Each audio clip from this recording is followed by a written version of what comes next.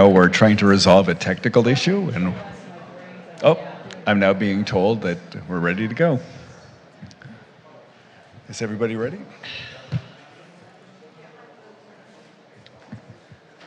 Good evening. The West Hollywood City Council acknowledges that the land on which we gather, and that is currently known as the City of West Hollywood, is the occupied, unceded, seized territory of the Gabrieleño Tongva and Gabrieleño Kizh peoples.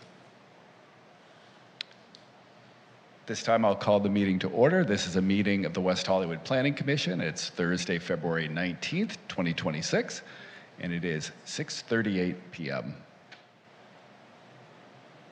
At this time, I'd like to invite everyone to rise and follow me in the Pledge of Allegiance.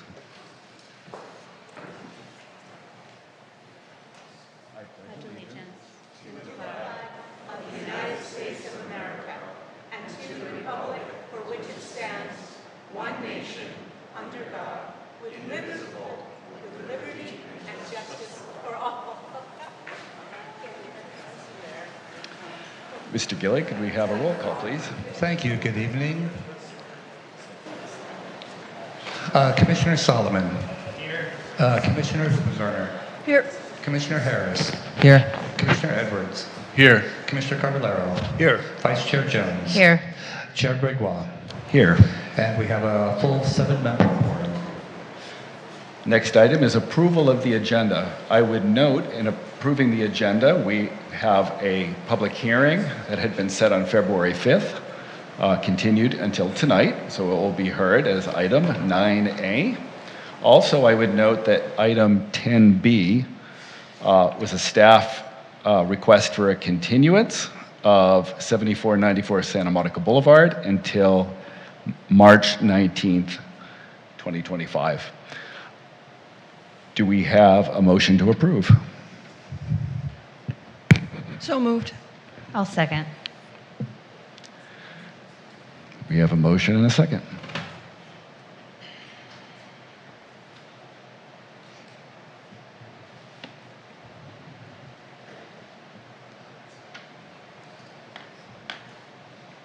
And the motion passes unanimously, approving the agenda for Thursday, February 19th, 2026, as presented.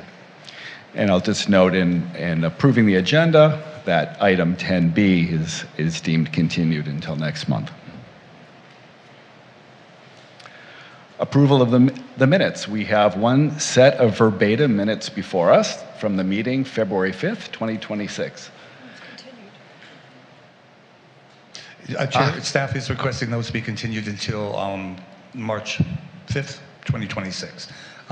They're currently they're in legal right now for the court transcription. Legal counsel, do we need to make a motion to? Chair, I would, just for consistency. Do we have a motion to continue the minutes? Motion to continue the minutes. Do you have a second? I'll second. Could we have a roll call? Motion by Commissioner Edwards, seconded by Commissioner Harris.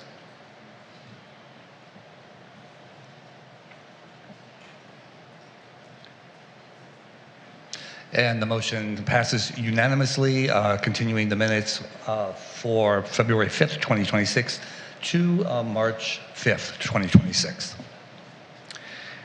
General public comment. This time, limited to a maximum of 20 minutes, has been set aside for the public to address the Planning Commission on any item that is not set for public hearing or any item that's not on tonight's agenda. That would include tonight's consent calendar.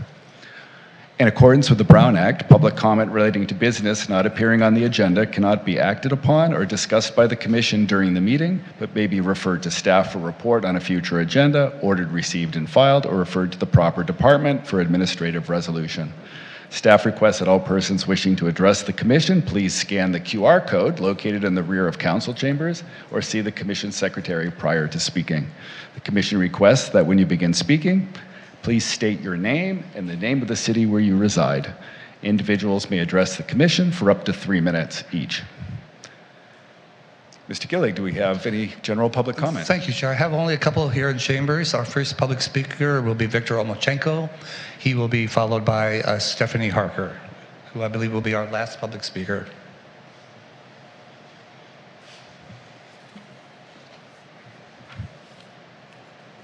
Good evening, Commissioners. My name is Victor Omolchenko of West Hollywood.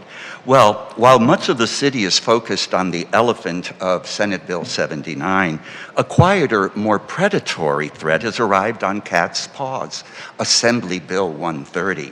Tonight, this commission is operating under a ticking clock where projects are approved by default if you don't act. This is part of a broader, disturbing narrative where this body is effectively choosing to neuter itself. You are proposing to move reviews of even massive projects to internal staff deliberations, bypassing the public and the design review subcommittee entirely. We are told this streamlining is necessary for housing, yet we see projects like the mixed-use Melrose Triangle, which promised us so much housing, sitting idle for years like a swamp. We are destroying actual, affordable, rent-stabilized housing today for the promise of luxury towers that might never break ground. We aren't building a city. We are building a portfolio for speculators. If the city cannot even manage a simple yard sign with the correct date, as we will see tonight on item 9A, how can we trust a streamlined future where the public isn't even in the room? Sacramento may be handing down the orders, but the voluntary surrender of local oversight is happening right here in this chamber. Transparency is not a hurdle, and our community is not just a spreadsheet of units to be pulverized. Thank you.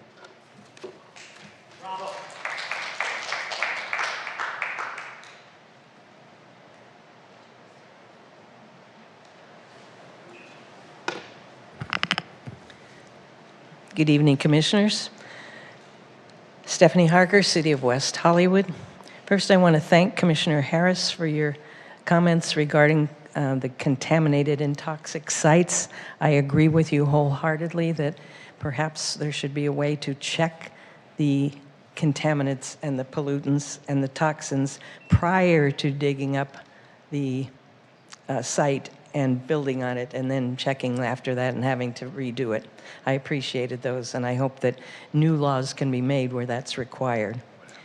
Commissioner Solomon, I wanted to thank you for your comments about Orange Grove on the bond project and insisting that people should be allowed to park on the street.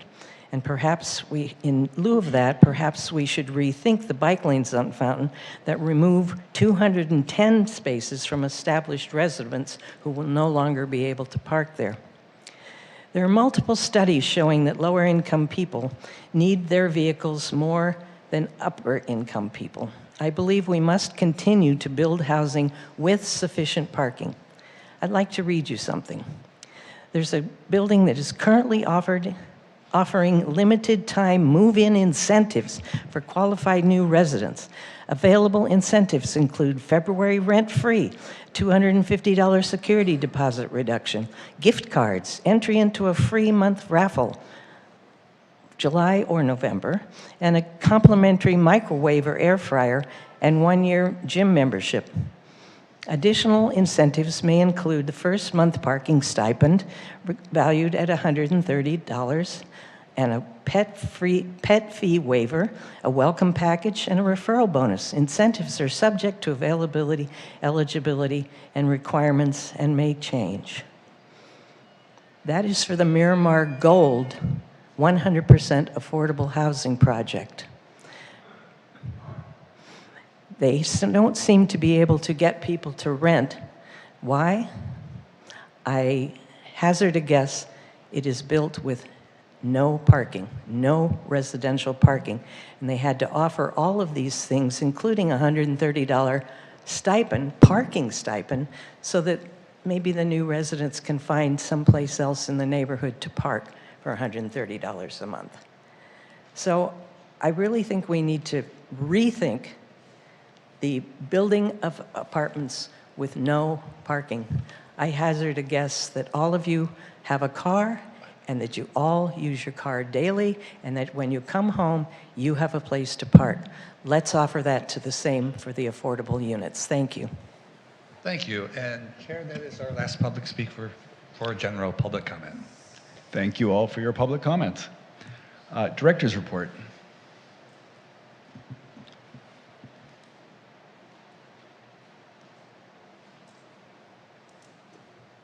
Good evening, Chair, Vice Chair, members of the Commission. Nick Marisich, Director of Community Development.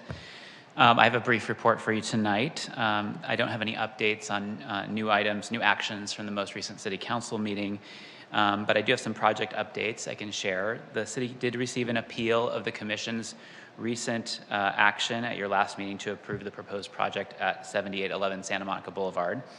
So staff are working to evaluate the appeal and respond to the points raised, and we'll be then submitting a formal staff report to the City Council for their consideration. Regarding another project, which was reviewed by the Commission, the Sunset Arts and Advertising Project 8222 Sunset, we will be presenting that to the City Council at their next meeting on March 2nd. That was recommended for approval by this body back on December 4th. And then at that same meeting on March 2nd, the Council meeting, we will be presenting our quarterly report on major development projects across the city. So stay tuned for that as well. And that's it for my report tonight. I promised I would be brief. Thank you again for your service, and I'm happy to answer any questions. Thank you so much. Any commissioner questions for Director Marisich? Hearing none, thank you so much. Thank you. Next item is the consent calendar. This was provided to us this evening for our information only. Staff isn't requesting any action to be taken. However, staff suggested that we do a motion to receive and file this matter on the consent calendar. Item 8A, 1301, 1307 North Fairfax Avenue and 7909 Fountain Avenue. Do we have a motion to receive and file? So move to receive and file. Is there a second? We have a motion and a second. Motion by Commissioner Edwards, seconded by Commissioner Carvalero.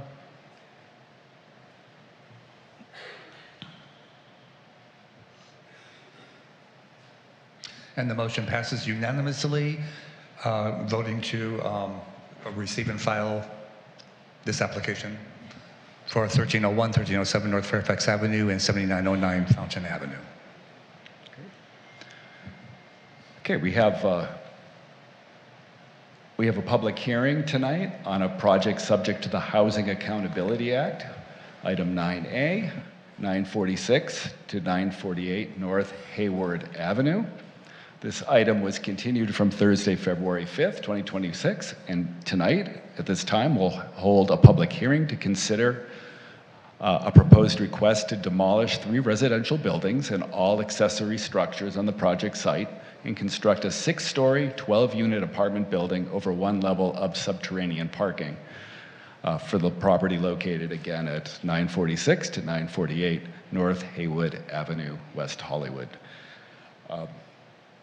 The way the hearing will go tonight is commissioners will give any disclosures, we'll have a staff report, we'll have a design review update, and the commission will get to ask questions of staff, and I'll remind my fellow commissioners, please don't make comments or deliberate in connection with your questions.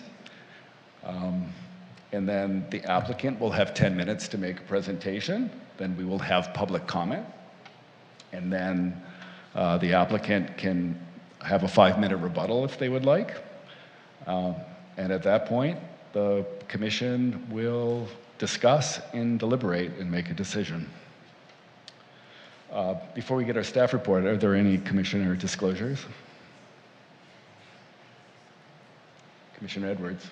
Yes, I had a conversation with the applicant about items in the staff report. Vice Chair Jones. Yes, I have not had any correspondence with the applicant or the representative since our last meeting, but prior to our last meeting, I did have a meeting with the applicant's representative, and we discussed items contained in the staff report. Commissioner Solomon. Same disclosure for me. No communication since the last meeting, but prior to the last meeting, spoke with the applicant representative about items on the staff report. Commissioner Harris. I also spoke with the applicant's representative prior to the last meeting, as well as members of the community, about items contained within the staff report. Great.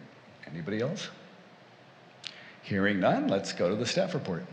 Commissioner Edwards. Yeah, I guess I should clarify, it was before the last meeting that I had the conversation. Terrific, the thank you record. so much. Staff report.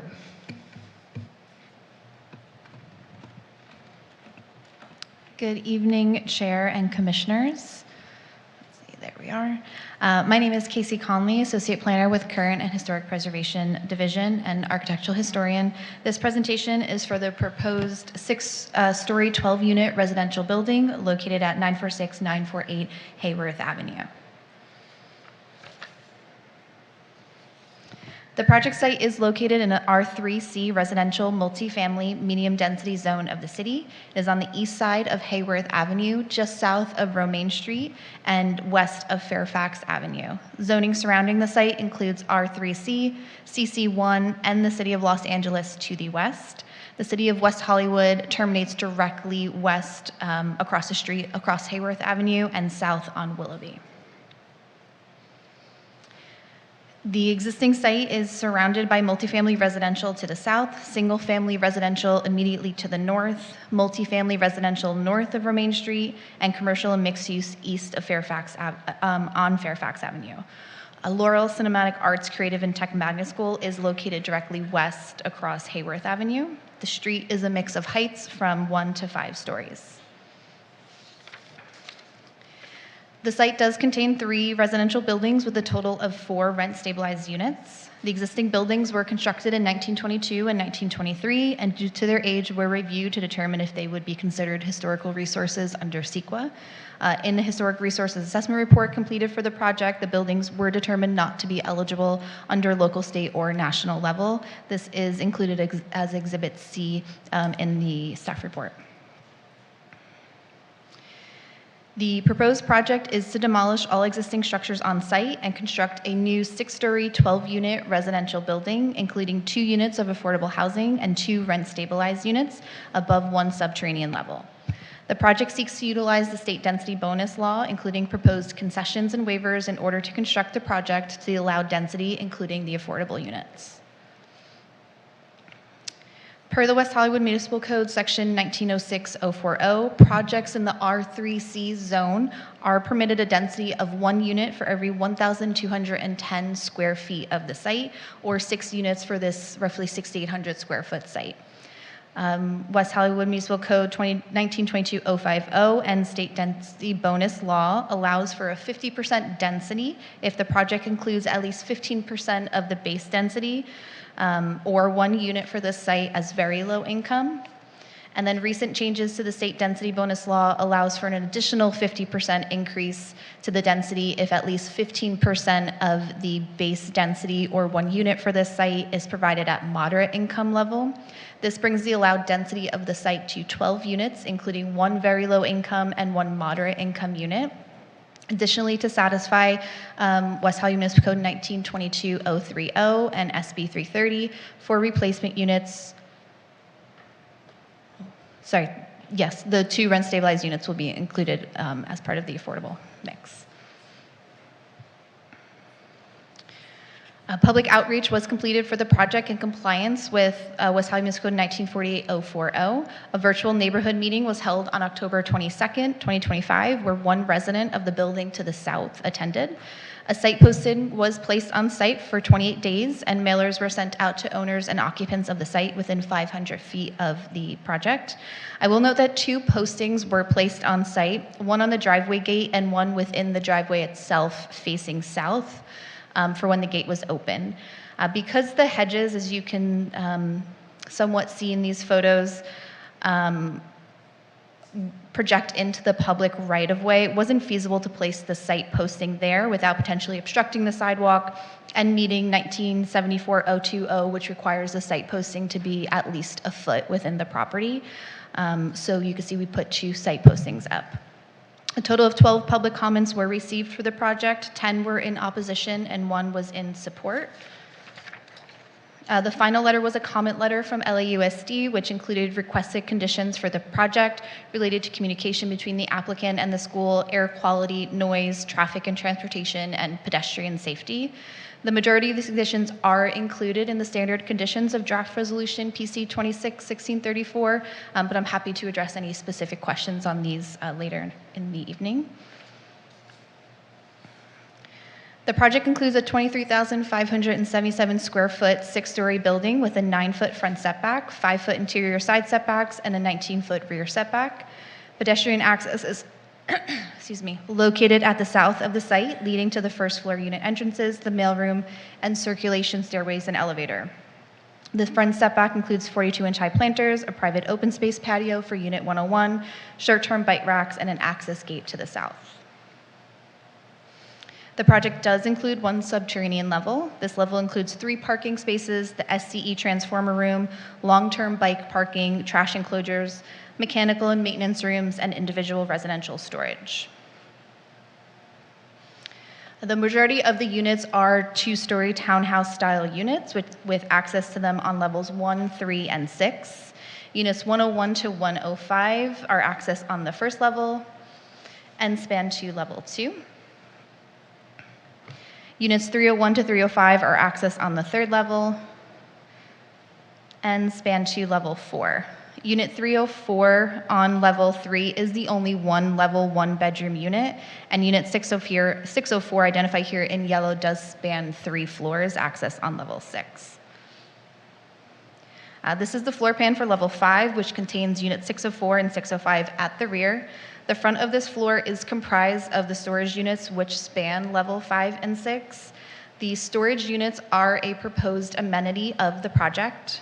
Under state law, amenities are permitted as part of density bonus projects and cannot be denied solely to bring the project closer to development standards. This is level 6, showing the upper levels of the storage units, and level 604 and 605. As proposed with waiver request number 4, the rooftop of the project consists mostly of the approximately 1,300 square feet common open space and then 2 private open space patios. The applicant is entitled to 4 concessions under Government Code Section 65915 for providing the 2 affordable housing units, but has elected to utilize 2, which include the reduction of the interior setback from 8.5 feet to 5 feet, and to allow the residents of the building to apply for parking permits within the established parking district. These concessions are required in order to reduce the cost of constructing the 2 affordable units and to build the project to the allowed density under state density bonus law. The applicant is also requesting 12 waivers from development standards, which, if imposed, would physically preclude the project from being developed to its allowed density. There are 5 waivers related to reduction of front setbacks and relocation and reconfiguration of open space. There are 2 waivers related to the increase in height and allowed projections above the roofline. There are 3 waivers related to reducing the site permeability and 2 waivers related to the site landscaping and operations. The project meets the definition of a housing development project under the Housing Accountability Act and will add 12 units of much-needed housing to the city, including 2 affordable units and 2 rent-stabilized units. The Housing Accountability Act states the project must meet the objective design standards, including those modified by state density bonus concession and waivers, and must be approved unless there's a documented health and safety impact. The project is also statutorily exempt from CEQA per AB 130, which went into effect in July 2025. Projects that meet the criteria as outlined in Public Resources Code 21080 are exempt from the provisions of CEQA and are put on an accelerated timeline, as we've heard. The applicant submitted its request to utilize AB 130 in September 2025, which began the timeline to initiate tribal consultation. That consultation concluded on November 27th, 2025, and resulted in the conditions of approval 17.1 incorporated in the draft resolution. At the conclusion of tribal consultation, AB 130 states that the city has 30 days to make a determination on the project. The applicant did agree to the PSA tolling agreement, which pushed the date for final project determination to February 21st, 2026, which is 2 days from today. With that, staff recommends approval of draft resolution PC 26-1634 for the proposed development at 946-948 Hayworth Avenue. Thank you, and I'm happy to answer any questions. Great. Thank you so much for your staff report. Before we get to commissioner questions, I'd like to invite Commissioner Hubengarner to make a design review presentation update. Hi. The design review subcommittee met on December 11th regarding this project. Many of the comments that we made are in the staff report. In particular, we discussed the prominence of the stairwell on the front facade, which led to a lack of activation of the space, the lack of open space and permeability and plantings and green space throughout the project. We also definitely were concerned about the fact that the one very low unit had no public, no private open space at all. They did take into account one of our comments about the enclosed space on the north side. By opening it, they've reduced the perceived mass a little bit and increased the ventilation. We spoke about the fact that the basement level could have provided substantially more parking if designed differently and or more native soil for more gardening, etc.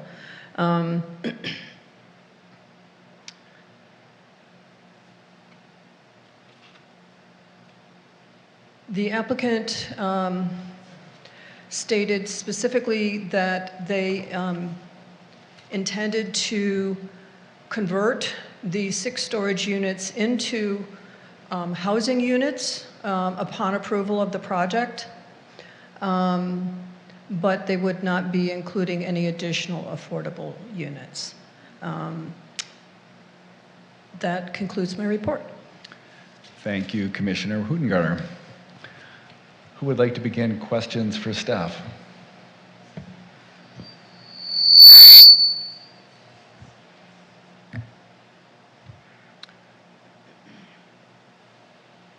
Any questions for staff?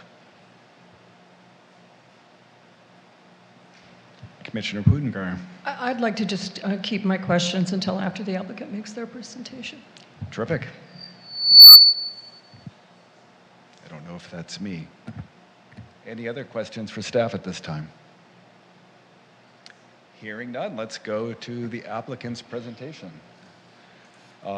Again, you'll have 10 minutes to make your presentation. When you come to the microphone, please state your name and your city of residence for the record.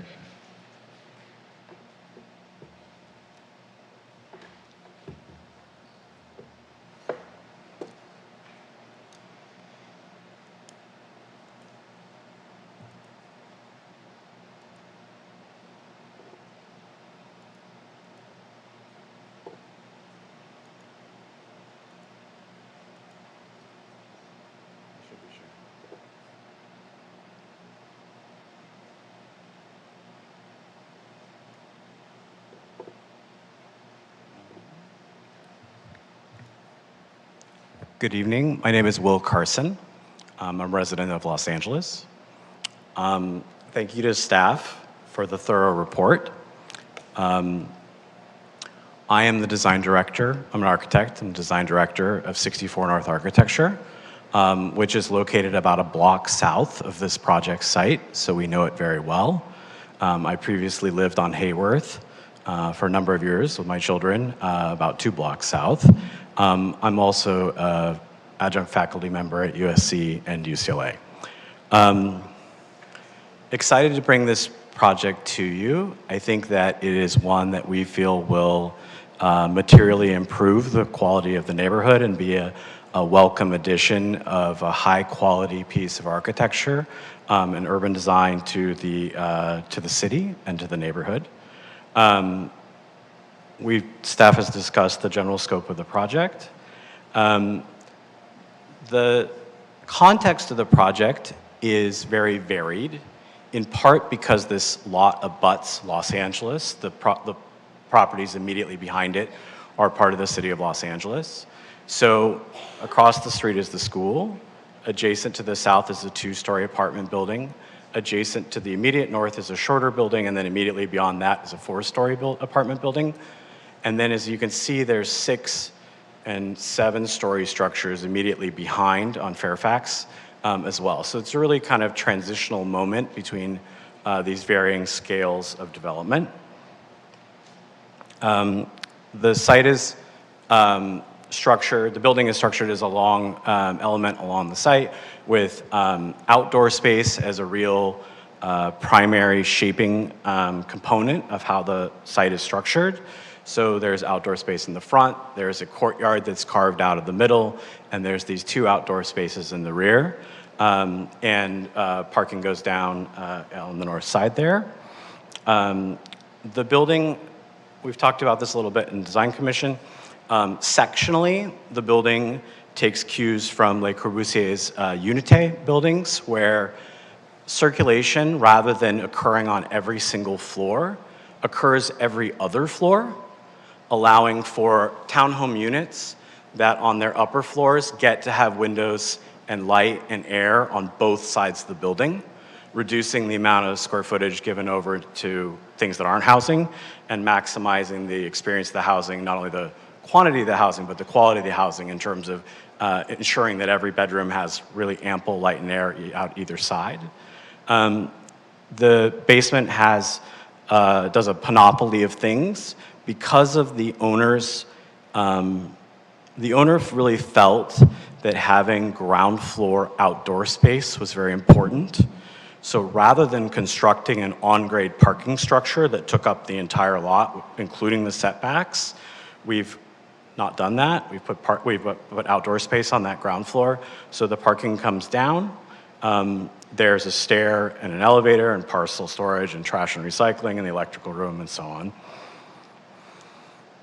On the ground floor are the first set of these 2-story townhome units.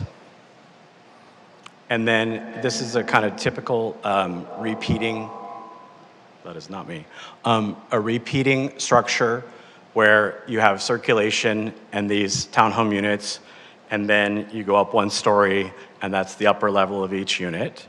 And so if we look at a typical unit, this happens to be a unit on level 3.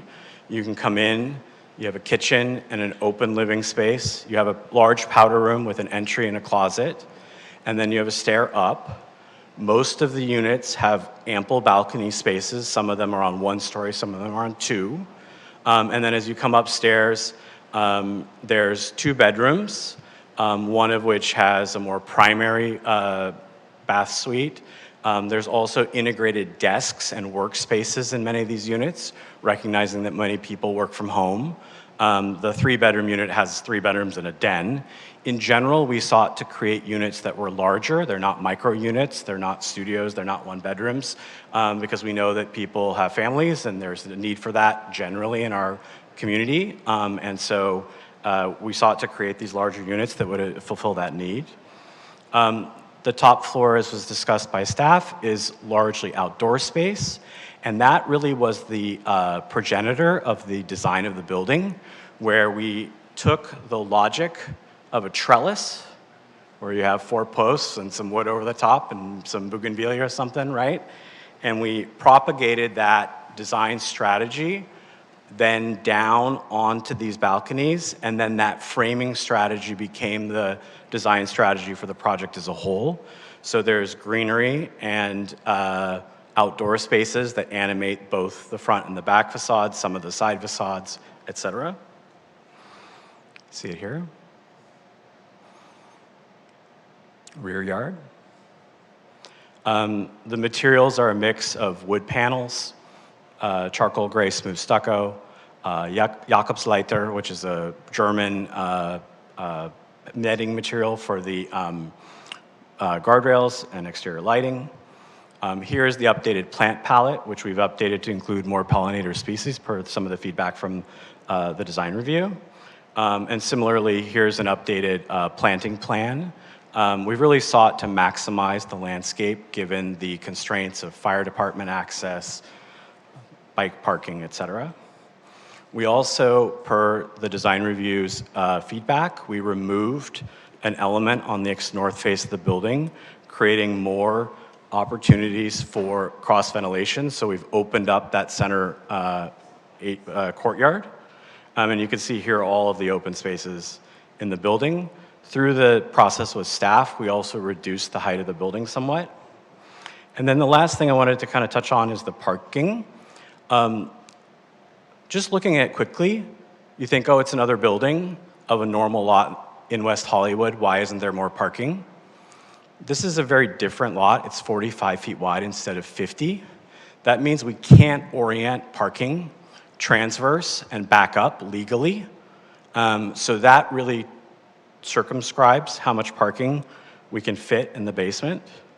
And then the other thing is that the stair, we only have a single stair by code in the basement. If we move it a foot this way or 2 feet that way, we actually get 2 stairs in the basement. And so then we lose that available space. So we're trying to do the most with what we have.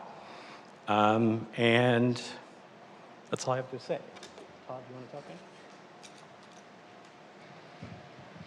You have 2 minutes and 30 seconds left. Thank you very much.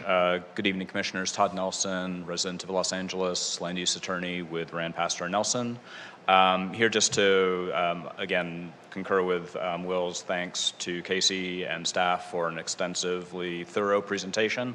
I just wanted to hit a few of those points. As staff and the staff report and the staff report attachments note, there was a comment letter received from LAUSD regarding the adjacency of this site to a school across the street. I did want to point out and expand on staff's note during the presentation that there are a number of conditions that are part of the City of West Hollywood standard construction related conditions of approval that directly align with all of the issues raised in that LAUSD letter regarding requests for notification when construction would commence, construction traffic control, air quality, dust control, noise control measures. So we believe that the city's existing performance measures, performance standards that are applied to all projects, including this one, would directly address those considerations. Also want to note that as staff mentioned, and Will was noting, some of these larger units in this project, not singles, not one bedrooms, but 2 bedrooms and fairly sizable 2 bedrooms, the hope is that they would be occupied by families and families, and households requiring, some additional space.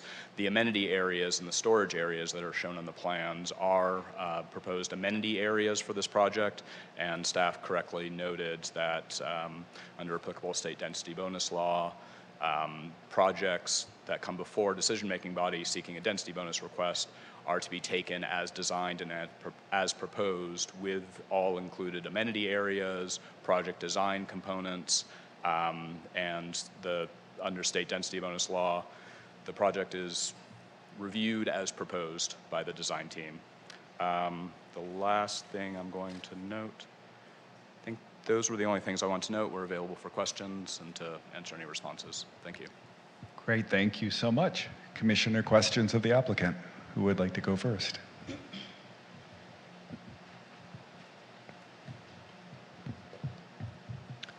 Any questions of the applicant at this time?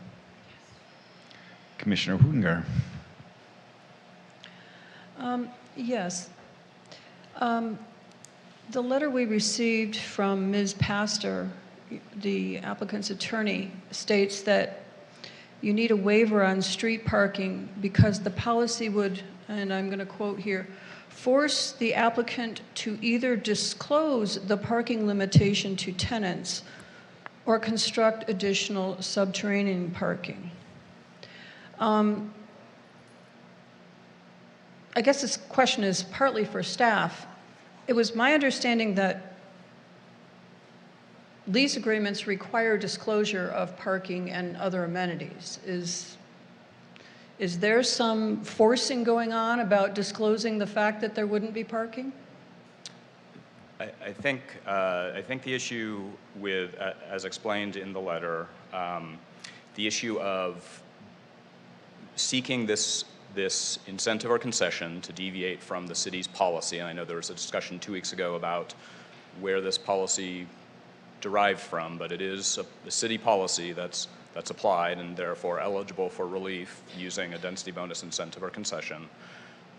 Depriving the residents, the tenants of this building, the ability to seek a preferential parking permit within a preferential parking district is going to disincentivize renting this unit as compared to another unit that may not be subject to such a condition that would be imposed by the city's policy, which would have a direct effect on the leasability and the marketability of these units. Thank you. That wasn't my question. Okay. You said that this policy would force the applicant to either disclose the parking limitation. Now, a lease agreement requires you to disclose parking. Yes? No? And the lease, if the condition was imposed, the lease would say, you, prospective tenant, cannot apply for a preferential parking permit, notwithstanding your location in a preferential parking district. I'm trying to understand what forcing is going on and forcing to disclose, because either you disclose or you don't. I'm trying to understand what the city's policy is forcing you to do. Maybe a word would be result in disclosure. Okay. I think the point is disclosure. Okay. The state does not require any parking for this project, correct? Correct. Okay. So, since there's no requirement, how are you electing to not provide the parking and still try and get the city to provide the parking? We are electing to provide no parking. The feasible three amount, parking. 3 parking spaces for 30 which, people. As Will described, constructing additional level of parking on a 45-foot wide lot is infeasible because you can't have ramping turnarounds to provide parking beyond that. So we are providing as much parking is as constructible on this lot. Okay, thank you. Both you and staff stated that the storage, the 600 square foot storage facilities are going to be an amenity. Again, this is partly a question for staff, but it's my understanding from previous hearings that amenities are listed in the lease agreement. So you're proposing that these 6 storage units will be amenities listed in the lease agreements? I believe that's a possibility. I don't have the proposed lease agreement for this unit, but if it is going to be an amenity and it would be available for a unit, it would be listed as part of the premises that that tenant would lease and pay for. Okay, because it's also included in the waiver as the reason for needing a bigger building is the amenity. So you're building the amenity and you're providing it to the tenants, correct? Yes, and the waiver is to accommodate the size of the building and the additional amenities as designed. And the amenities, the setbacks. Okay, thank you. So these 6 rooms are amenities.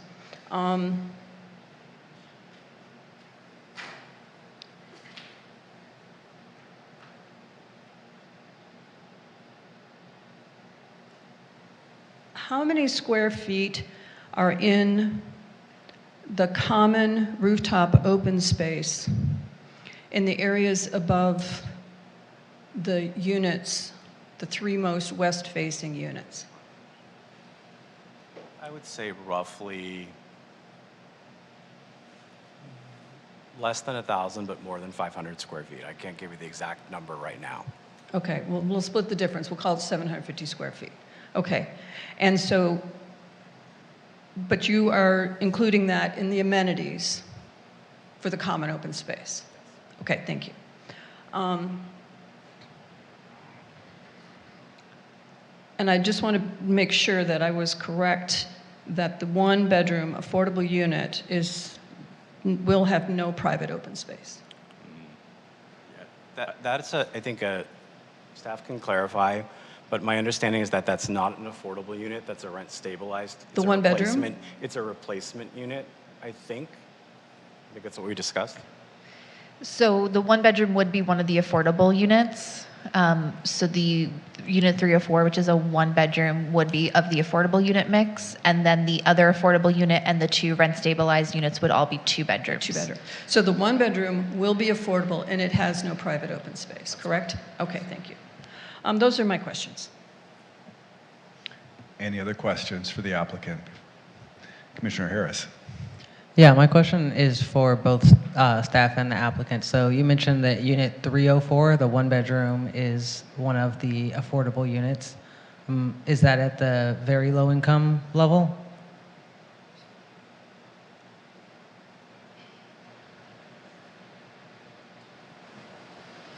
Yes, as written in condition 3.1, the affordable levels of the two units shall include one very low income. It is not, sorry, I'm reading that condition. It's not determined which would be moderate or which would be very low income. Prior to certificate of occupancy, the housing division goes out and reviews the units, and we make the determination on which units will be afforded which affordability level. Okay, and then is the same true of the two market rate Rent stabilized. RSO units? Correct. Okay. Any other questions? I have a question. So, not providing parking for this building, I heard what the architect said, and I heard the discussion, the question about the street parking. I guess I would just be curious to hear your thoughts about the marketability of this type of building in this particular neighborhood, where you're not providing parking for the residents. How is the applicant thinking of how that's going to impact the marketability of it? Well, I think that's one of the reasons why we're requesting the waiver, is because if the building was to be constructed without access to the preferential parking permits that are allowed elsewhere in the neighborhood, then it would result in a reduction of rents that could be charged for the units, which would make the project financially infeasible. I'm not familiar with the adequacy of the street parking for the neighborhood, but yeah, I think you said you lived in the neighborhood. Will there be adequate street parking? I would believe there is, yes. I parked on the street for the 6 years that I lived at 455 North Hayworth, so yes. Any other questions for the applicant before we go? Commissioner Solomon. This is a question for staff. This project provides for 2 rent stabilized units as a part of our calculation on how to replace former protected units. So there's 2 new rent controlled units in this. Have we ever, since 1986, have we ever created any rent stabilized units in the city of West Hollywood? That's a broad question. You might not know it off the top of your head. As part of new projects or replacements, or just brand new added to the inventory, Commissioner? Brand new added to the inventory. So not replacement of existing rent stabilized units. That Well, I mean, replacement of existing is also either or.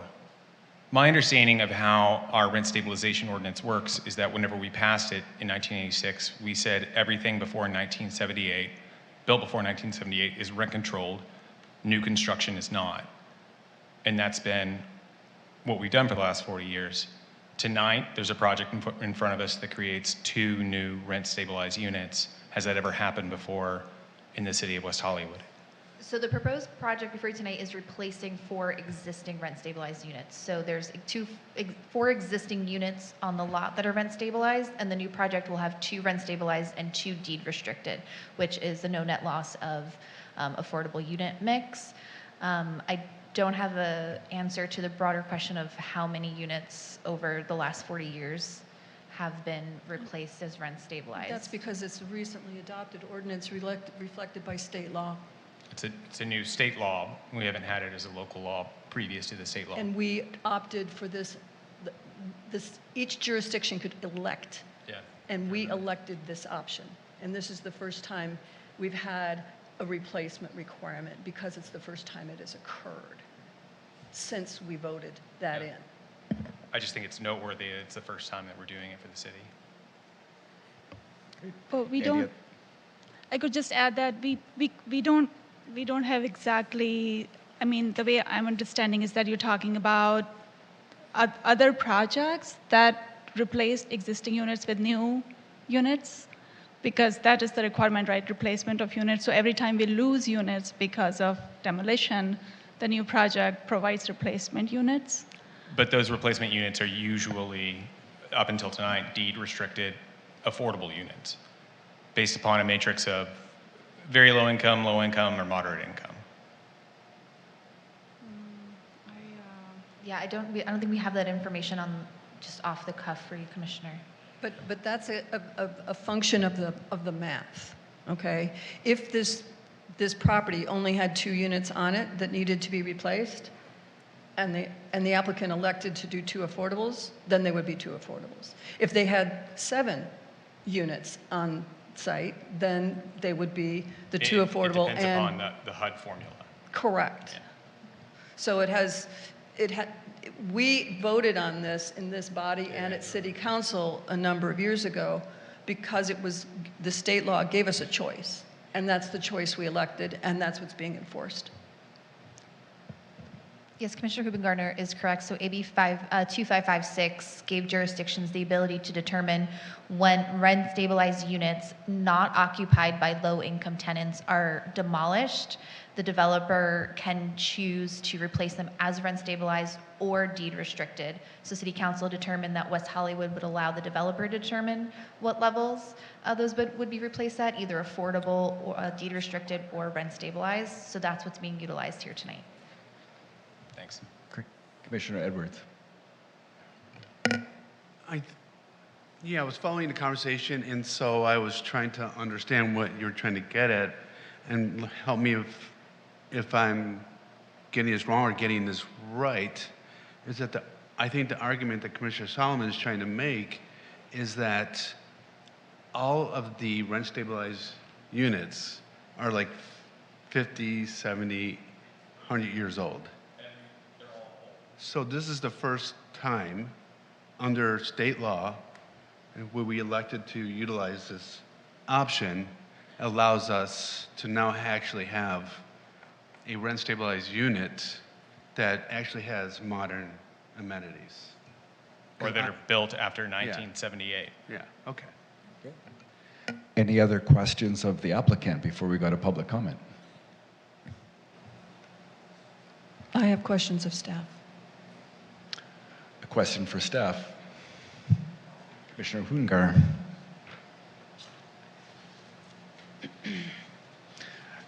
Are there any other questions for the applicant? Thank you so much. More questions for staff? I have a couple of questions for staff.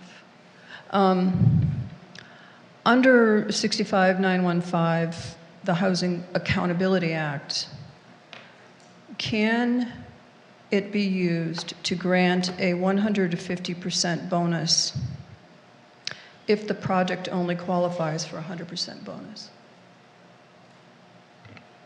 Commissioner Huben-Gardner, I think you mentioned Government Code 65915, is that right? I believe that's what it is. Okay, so density bonus law is 65915.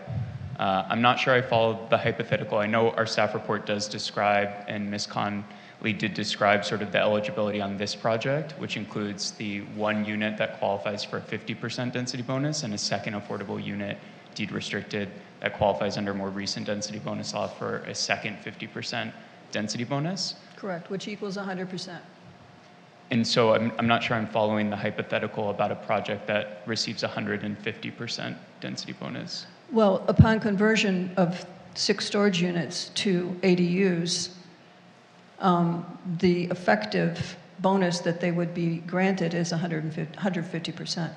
So a couple points, I think. One is to note an applicant's representative did accurately state the law.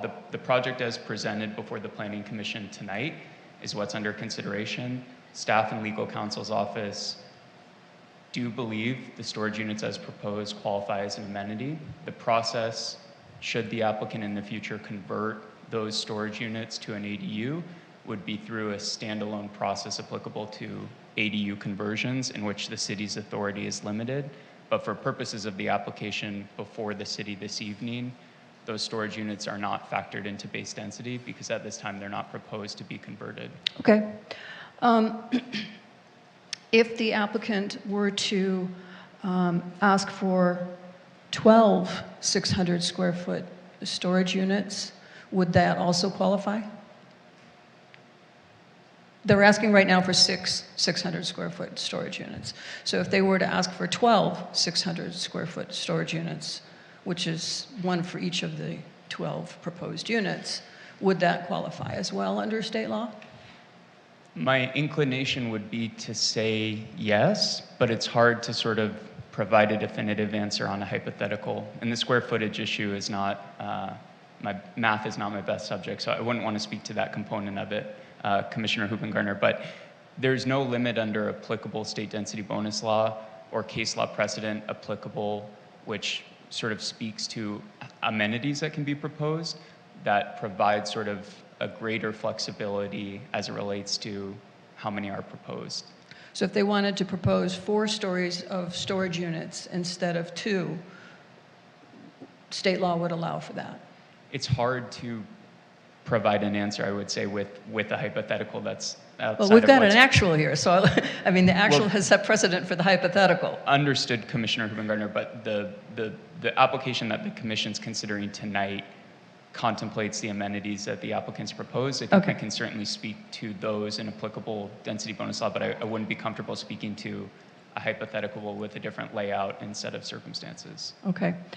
So back to my earlier question, since both staff and the applicant have listed these 6 storage units as an amenity, and in fact, state law refers to the fact that, and the waiver they're requesting specifically states that they need the additional space in order to build the amenities, okay? So, and I think that's what you just said. So my question is, again, the lease agreement is going to list the amenities. And I think in previous conversations, we've discussed that, especially on affordable housing lease agreements, they're very specific as to what the amenities are, and that the amenities cannot be removed.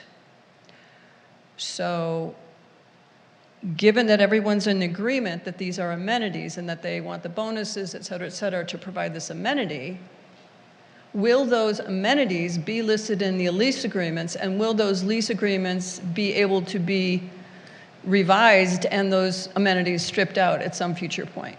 Commissioner Hoopengarner, I just want to jump into note. I don't believe the city has a role in reviewing the private lease agreements. It's not something that For occurs in affordable my units, practice. it does. Well, I was going to note, I think the housing division may review for purposes of the deed restriction, but I don't know that the city overall reviews specific lease terms related to amenities. I could be mistaken, but I just want to note. I'm referring to the affordable units, which the city does look at the agreements.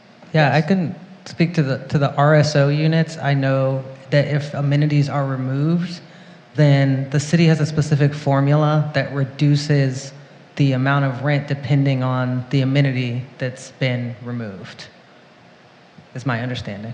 So it matters. And that is reviewed through the rent stabilization division. So post-entitlement, if this is something that does occur and an amenity is removed, the tenant can ask for a rent reduction and then go through the rent stabilization division to see that process through. And what about the affordable units? That would be the same process. The for any same of process? So anybody with a lease who has an amenity that is removed can ask for a reduction, and then they would go through rent stabilization to see that process through. Okay, because the same question now applies to the common open space. The plans and the staff report show that the rooftop areas above those 6 storage units are common open space. And I think the applicant, we discussed, it's somewhere around 750 square feet of the 1,300 square feet total common open space. So is that, again, another amenity that would be removed and all of the 15 units would have just the remaining 500 square feet of open space?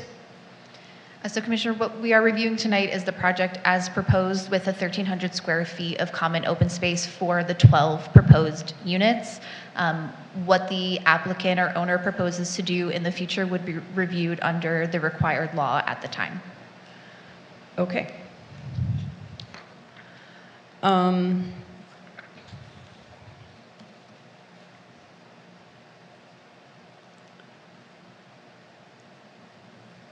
I think that's it for now. Thank you. Commissioner Solomon. One more question in regards to concessions and waivers. It's for staff. Concession number 1 is the interior side setback. Why is that considered a concession and not a waiver? Because waiver number 1 is the front yard setback. So to me, it seems like concession 1 should actually be a waiver and not a concession. So concessions are considered based on costs and feasibility, and waivers are based on preclusion of the building, the physical building. Concession number 1 requires the interior setback reduction because the building would not be able to be built to the allowed density, or the affordable units could not be built if the 8.5-foot setback is required. But I mean, the same argument could be said for front yard setbacks. I think about concessions and waivers in my head, and I could be wrong, as a concession is something that makes construction less costly, and a waiver is a waiver of an actual development standard. So I'm just curious as to why we have a side yard setback, which is a development standard, classified as a concession and not a waiver. The applicant may be able to speak more thoroughly to this, as they did propose them separately as concessions and waivers, and the city is limited in what we can ask for in justification of cost analysis and physical preclusion. But as proposed, the applicant does state that, and in the staff report, that it would be costly and feasible to build the project with the interior setbacks at 8.5 feet, and then physically preclude the ability to build it with the front setback at 22 feet. And I, Commissioner Solomon, want to piggyback and just reiterate what Ms. Connolly said. There's been revisions to density bonus law, so they are 2 different standards, but Ms. Connolly's correct. The city, it's the applicant that submits in terms of what institutes or constitutes an identifiable cost reduction versus physically precludes a project, and the city is no longer able to request specific qualifying information regarding the actual cost reduction. Thanks. Any additional questions before we go to public comment? Commissioner Harris. Yeah, I had an additional question regarding the preferential parking district. How does the city track the number of parking spaces available in a preferential parking district versus the number of permits that have been issued?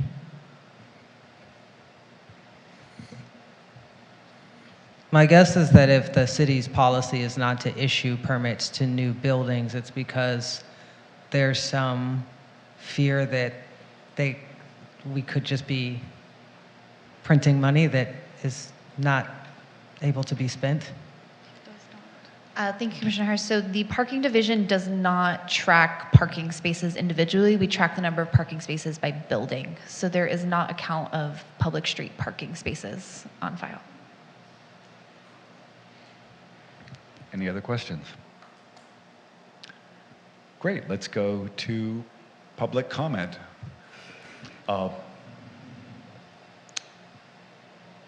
the public who will be speaking, just a gentle reminder that please be respectful of people speaking. Please hold your applause. Please do not boo. We don't want to anyone to feel intimidated if they're going to get up and express a view that you may or may not agree with. Mr. Gillig, do we have any public? We do. We have a total of 15 speakers for this item. We're starting council chambers, and then we'll move to the Zoom platform. Our first speaker will be Caroline Campbell. Caroline will be followed by Victor Omolchenko. Caroline, you have 3 minutes. Good evening. I'm Carolyn Campbell. I'm a 40-year homeowner in the city of West Hollywood. I was recently struck by a quote that I read in the news from David Gregoire. Hopefully I pronounced it correctly. From the February 5th Planning Commission meeting, and the quote was, "There used to be a time this commission had real discretion to approve or deny projects. But in recent years and decades, the state of California has taken most of the discretion away from us. There's definitely been a debate in recent months about the future of this commission. Why do we exist? If we don't have any discretion, we just have to approve projects. Why do we exist?" I really felt for David and members of the planning staff, sincerely. I could sense the frustration when, not unlike many of the city council members who want to address the need for fairness in housing, West Hollywood is stymied by state laws that really inhibit their ability to do productive and meaningful work. However, I feel the commission can still offer important review of projects as they come up that best serve us and our city, or may not serve us. Case in point, the 946-948 Hayworth project was, as proposed, only replacing 2 of the existing 4 rent-stabilized units. Why is that? I didn't hear anything that really validated why. The other 2 would be market rate for now and then go to rent stabilization in the future, meaning rent stabilization benefits for luxury tenants. Also, the Hayward project has huge 6 storage units, which have been discussed at length here, on the 5th and 6th floor, with windows in half of them balconies. The developer has mentioned it would be converted to market rate thereafterwards, which means that the city loses out on affordable housing benefits. Also, the designer said it will improve the quality of life. I've lived here for 40 years, and you take away parking, that is not an improvement of your life.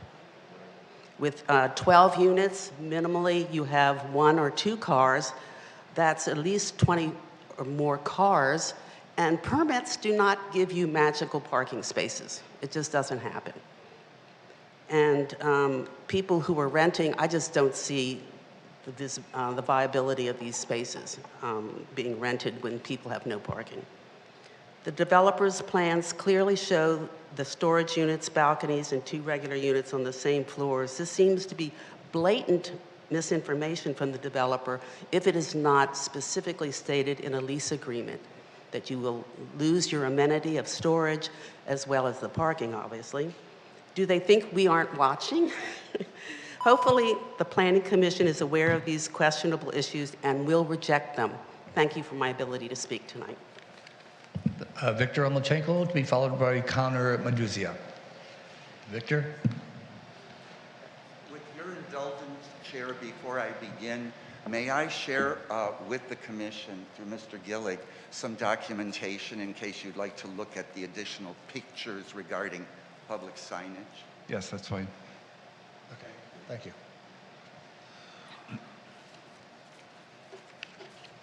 Good evening again. I'm Victor Omolchenko, West Hollywood, and regarding this complicated project, I am aware that due to AB 130 timelines, the developer has run out the clock, forcing a decision tonight. This is a strategy of approval by exhaustion, but a deadline does not excuse this commission from the law. Because the defects in this project remain uncured, your only legal path tonight is denial. First, this commission must find that the project is not detrimental to, quote, public health and safety. You cannot legally make that finding.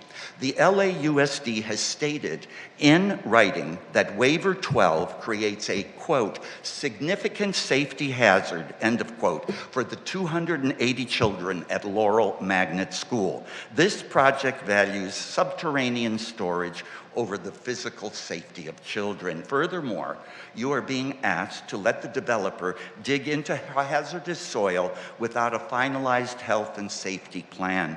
You are gambling with the lungs of K through 8 children. Construction convenience is not more important than the health of our children. Second, look at this bizarre panoply of storage rooms on the 5th and 6th floors. These rooms have windows, balconies, and the footprints of luxury apartments. This is a Trojan horse for density. This developer is lowballing affordable housing requirements by hiding luxury units as storage. It is a deliberate attempt to eviscerate city mandates. And third, we are watching the pulverizing of our rent-stabilized stock of housing. We are trading 4 naturally occurring affordable units for just 2 deed-restricted ones. You are replacing a neighborhood of teachers and workers, the great middle, with a portfolio for speculators. And finally, the public noticing was a double failure and is procedurally invalid under WHMC 19.58.02. Contrary what you had heard earlier from staff, there was only one sign on the property before your February 5th meeting. When you continued it to this evening, a second sign appeared, but with the same date, the expired February 5th date, telling neighbors the meeting had already passed. This is total breakdown of the public's right to be informed, and pictures will tell the story in the document I provided with you tonight. The developer has cornered you with the February 21st deadline, hoping you will prioritize speed over safety. Do not reward this strategy. Deny this project. Protect the children, protect rent stabilization, and protect the integrity of West Hollywood. Thank you. Connor, to be followed by David Hostelek. Again, folks, please hold your applause. We don't want anyone to feel intimidated if they want to voice another opinion. Hello, I am Connor Meduzia. I live at 1019 North Hayworth Ave, so just up the way. I've lived there for 3 years and have never had a parking spot. It's very easy to park in this area. I think the concerns about parking are pretty overblown. I currently live in a $4,000 a month 3-bedroom that was built 100 years ago. And, you know, a big reason why my landlord could get away with that is because we don't build enough new things.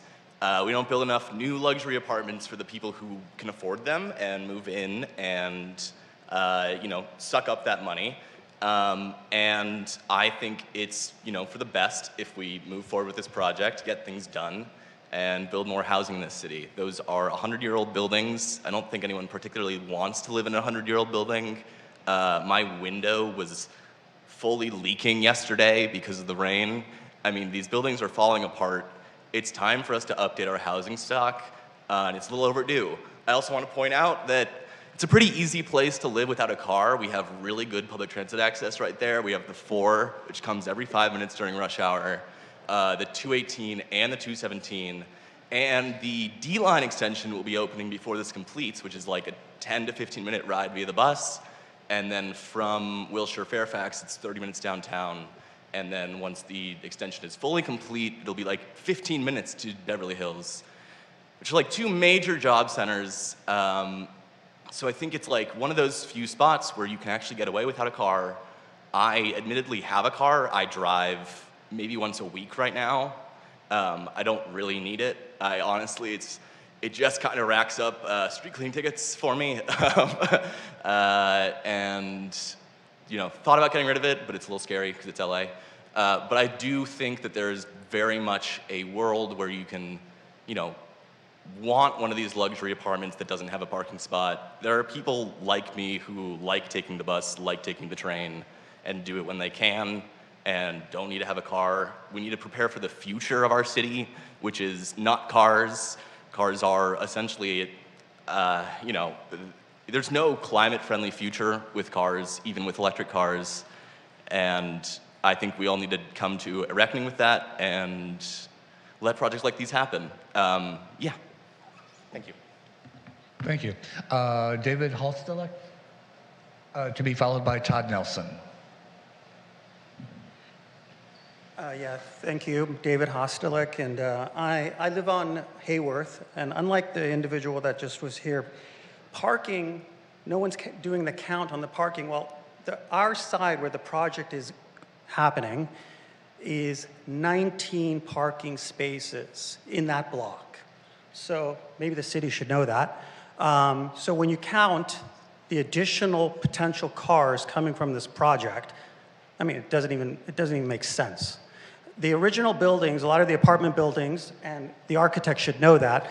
Additionally, additional challenges to the parking is not just that there's 19 spots on our street, that there's a school with school parking only from 7 a.m. to 5 p.m. And then you could park in the evening.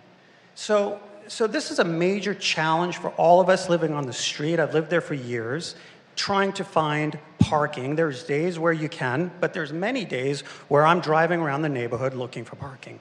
And now with an additional potentially 18 cars, whatever it is, that's a major effect on our life within the community. What else is my point here? So, I mean, objectively, this project, I mean, the building, when you look at it objectively, I mean, it should be on Fairfax Boulevard. This is a very high project in comparison to all buildings. You talk about the neighborhood having 5 stories. This doesn't fit in the architect that lived on the street. I'm shocked that you would even consider having a project of this scale. It totally affects the whole outlook of the street. And on top of it, I mean, the whole affordability index is totally being affected for everybody.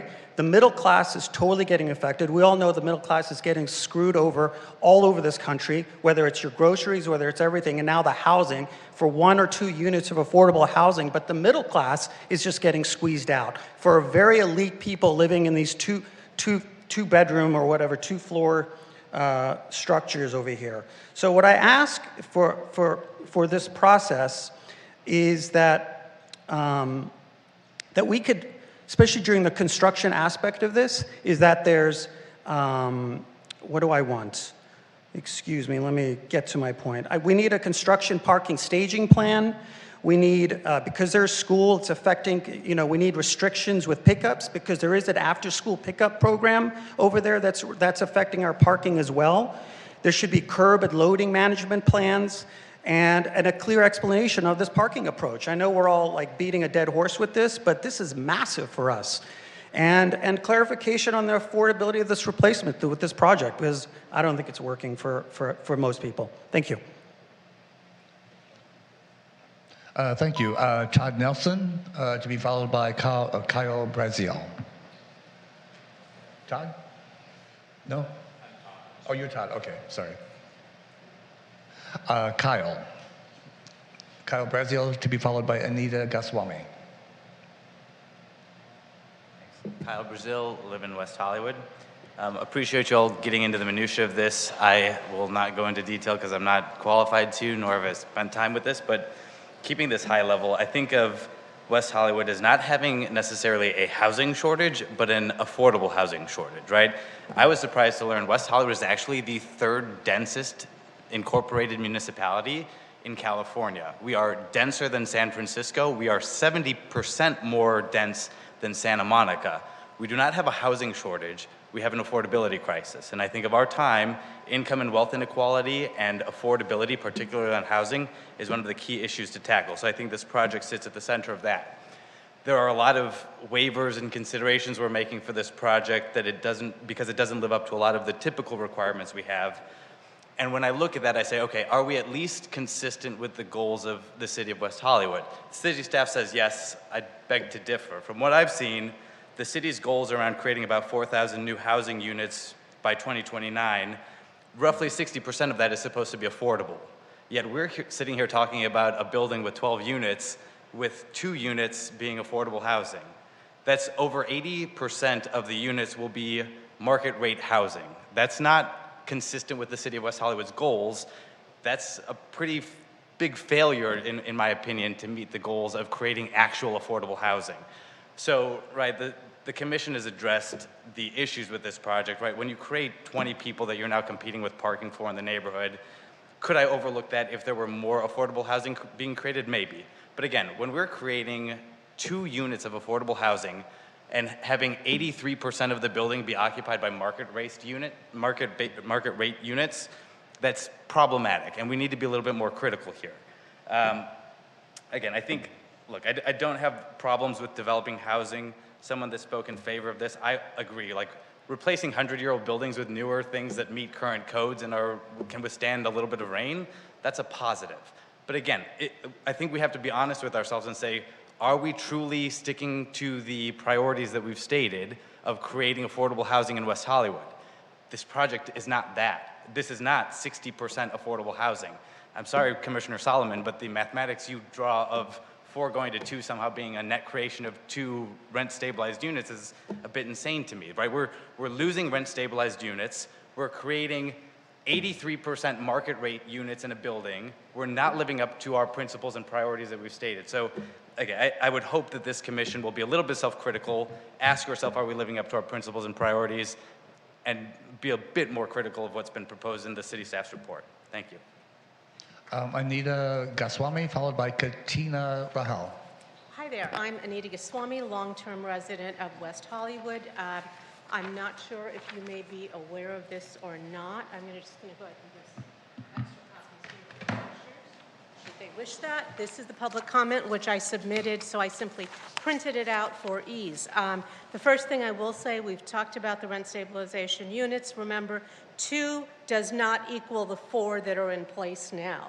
So we've got a basic math issue there. Secondly, what I've just distributed to you, which is in the public comment, if you look at the second page, this is the question on those 6 units. It's really, they're 2-story, they are 3 units, so they're 2-story units, they're units 601, 602, and 603. When we look at the architectural plan, we see, as was shown in the staff report, thank you so much, 3 2-story storage units. When we look at the life safety plan, which was submitted in the documents, and that's what I show here, all of a sudden, there's toilets, there's beds, there's kitchens. So life safety in the project, specifically in the plans which were submitted, shows that these storage units would become residential units, not ADUs, full-blown residential units, same as the others. So again, this is, I just want to make that clear. We've got on the project itself, I mean, I'm recommending deny because you've got inconsistency and incorrection when we look at the staff report. Great work, but 12 does not equal 15. How many units do we actually have? We got basic math going on here. So the next thing when we look at, is it 2 on that floor? Is it 5? 2 does not equal 5. Thirdly, the conversion, we've spoken about that. One of the questions that I have, not question really, comment, waiver is a taking. So what is being taken away and from whom? And whenever a waiver is requested, I think that it behooves us to really look at who is getting who's getting screwed. So when we look at this, and especially as a city, we've got an obligation to look at that. We were speaking specifically earlier about parking spaces, but I think that all of those waivers should be considered.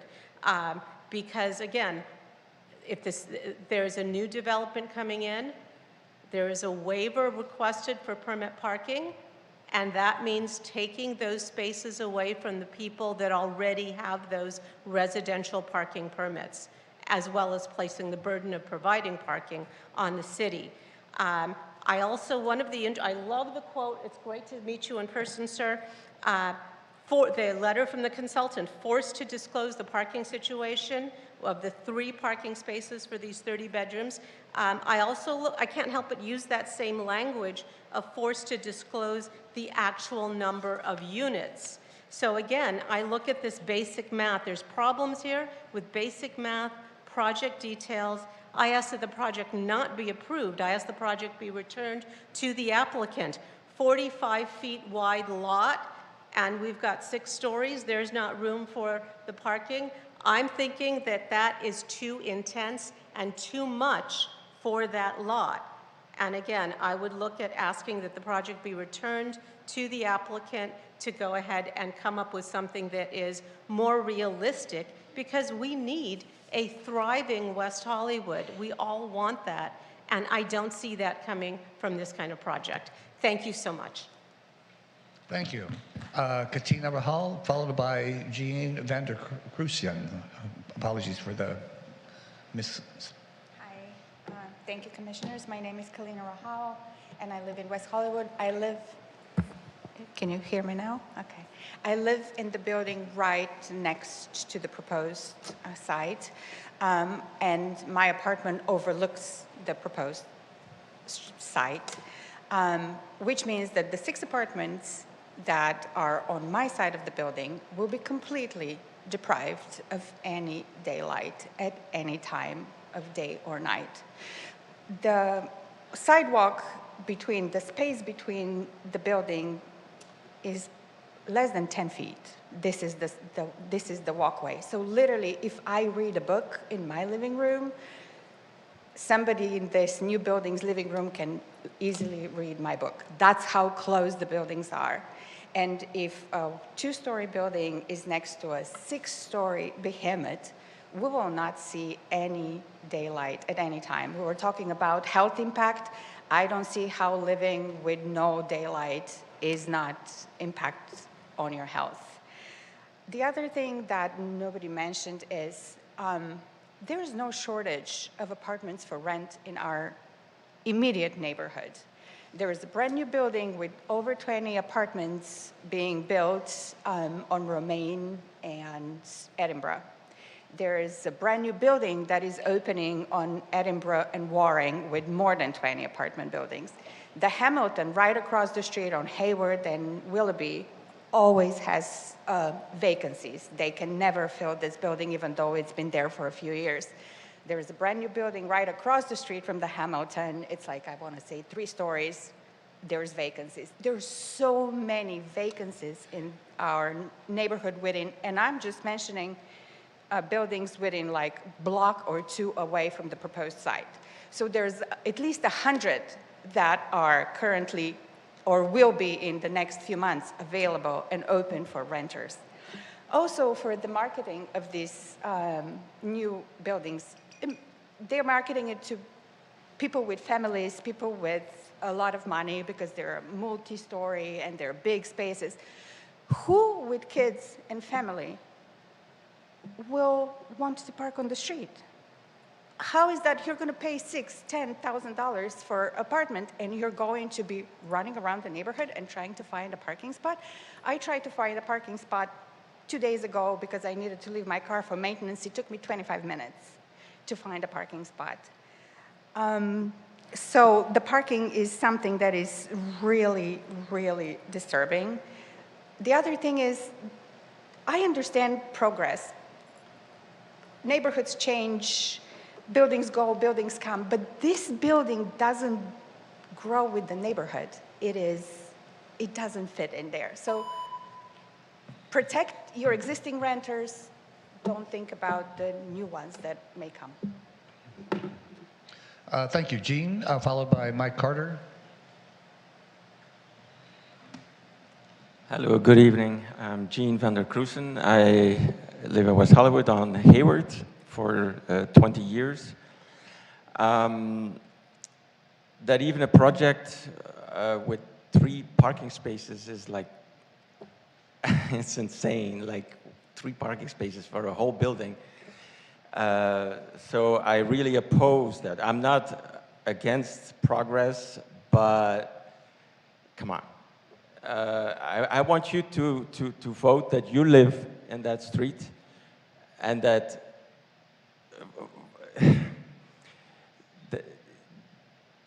every day you have to look for parking. During the day you have to wait an hour and pray that somebody's going to leave. The 9R permit, it only goes to Willoughby, and it only goes to, I think, Edinburgh, and then it's already Los Angeles, so we cannot really park there. So then there's Romaine, where there's barely any parking either, and then there's people that hug the parking because they live there. So it's just insane, and it's not fair for the people that live there right now, and it's just an unhealthy atmosphere. And so I ask you to vote no on this project, or that they change the way the building. There's more parking and there's 6 storages with balconies and windows. So it just seems like it's just trouble, and it's just not fair for anybody that lives there. And sometimes you know, you have to drive around for hours in the evening, you know, and then street parking. Then there's half the parking gone. So it's just it's just not fair for anybody that lives there. Thank you. Mike Carter, to be followed by Dina Kleinrock. Mike? Hello. Oh, I got you though. Oh, really? Oh, it pops up, okay. Stephanie Harker, followed by Kathy Blavis.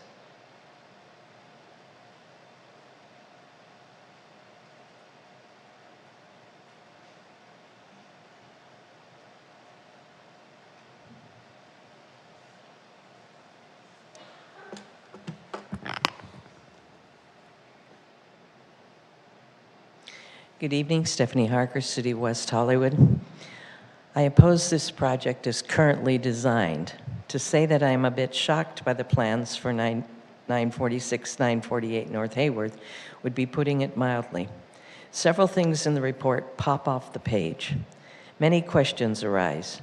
First, in a town asking for more housing, why does this 6-story project only have 12 units, only 2 of which are permanently affordable, when it is demolishing 4 units of rent-stabilized housing?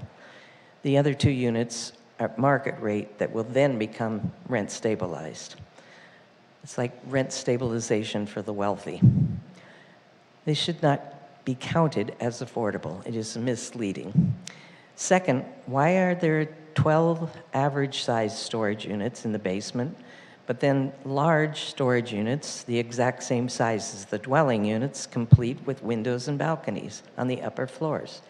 And why are the developers asking for on-street parking? Is that even legal in West Hollywood? The term bait and switch comes to mind. Commissioner Solomon, you've suggested in prior projects that we have to think about the unborn, but I think we need to think more about the elderly couple who live in the property right next door to this project. He is very ill. They live in a 1-bedroom apartment, and they will have literally no light or air because this will cover up the only window that they have. I feel that you had even more questions than mine about this incongruous building, but I urge you to deny this plan as designed and come back with something better. Thank you. Thank you. And our last speaker will be Kathy Blavis here in Chambers, and then we'll go to the Zoom platform. Kathy?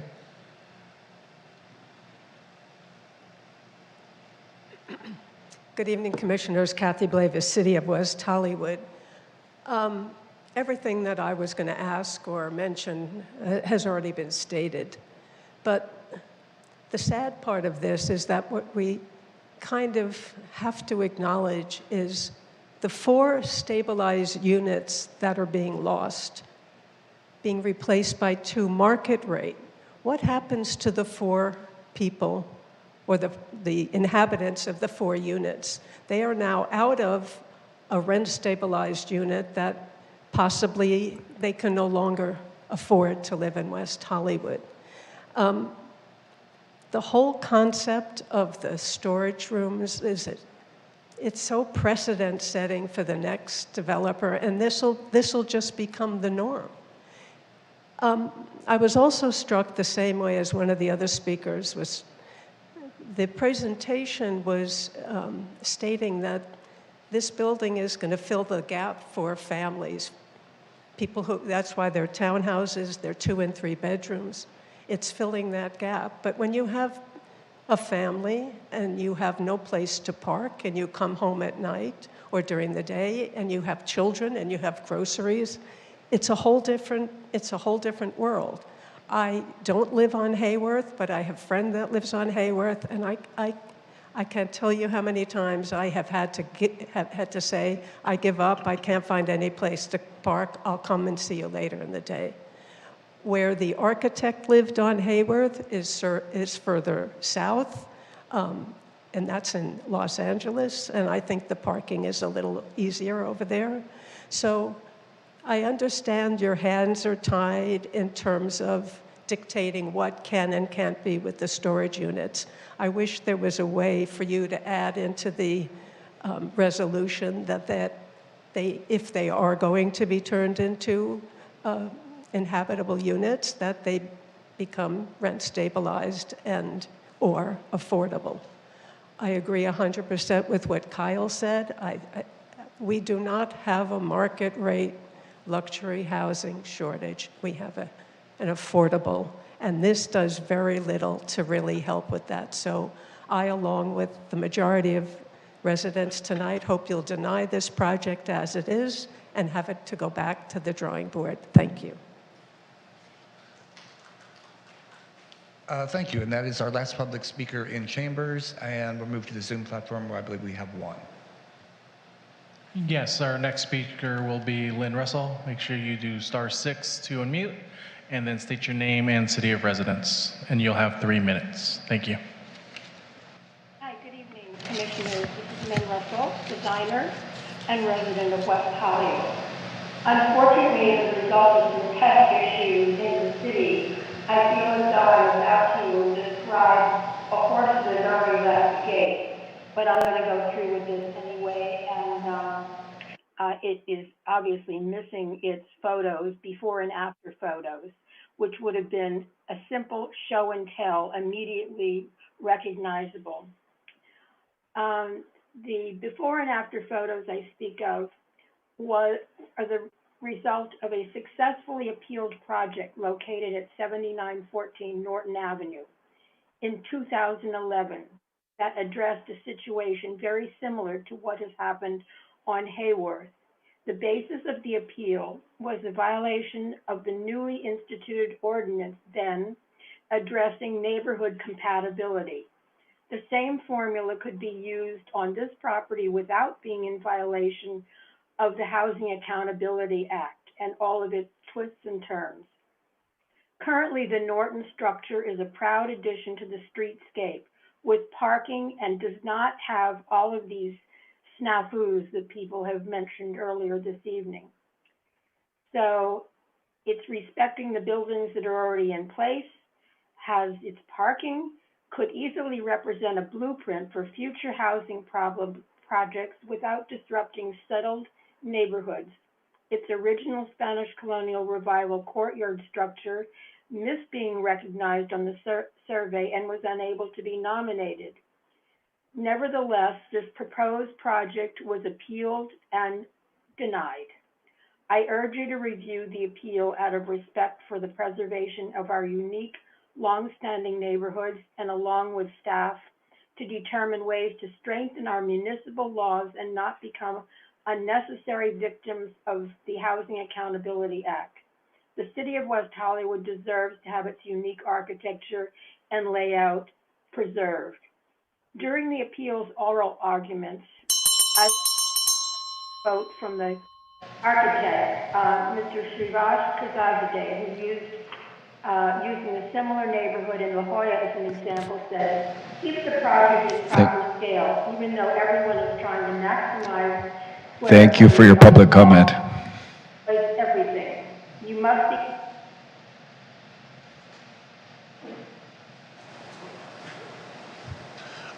Okay, Chair, and then we have 3 people who chose not to speak, but they did fill out a citizen's position slip opposing this. Steve Martin, West Hollywood, Abel Torreblanca, West Hollywood, and Judson Feder, West Hollywood, all 3 opposed. And that's all we have for this. Great. Thank you all for your public comment this evening. I will hereby close the public comment portion of today's hearing, and I will turn to the applicant and ask whether they'd like to give a 5-minute rebuttal.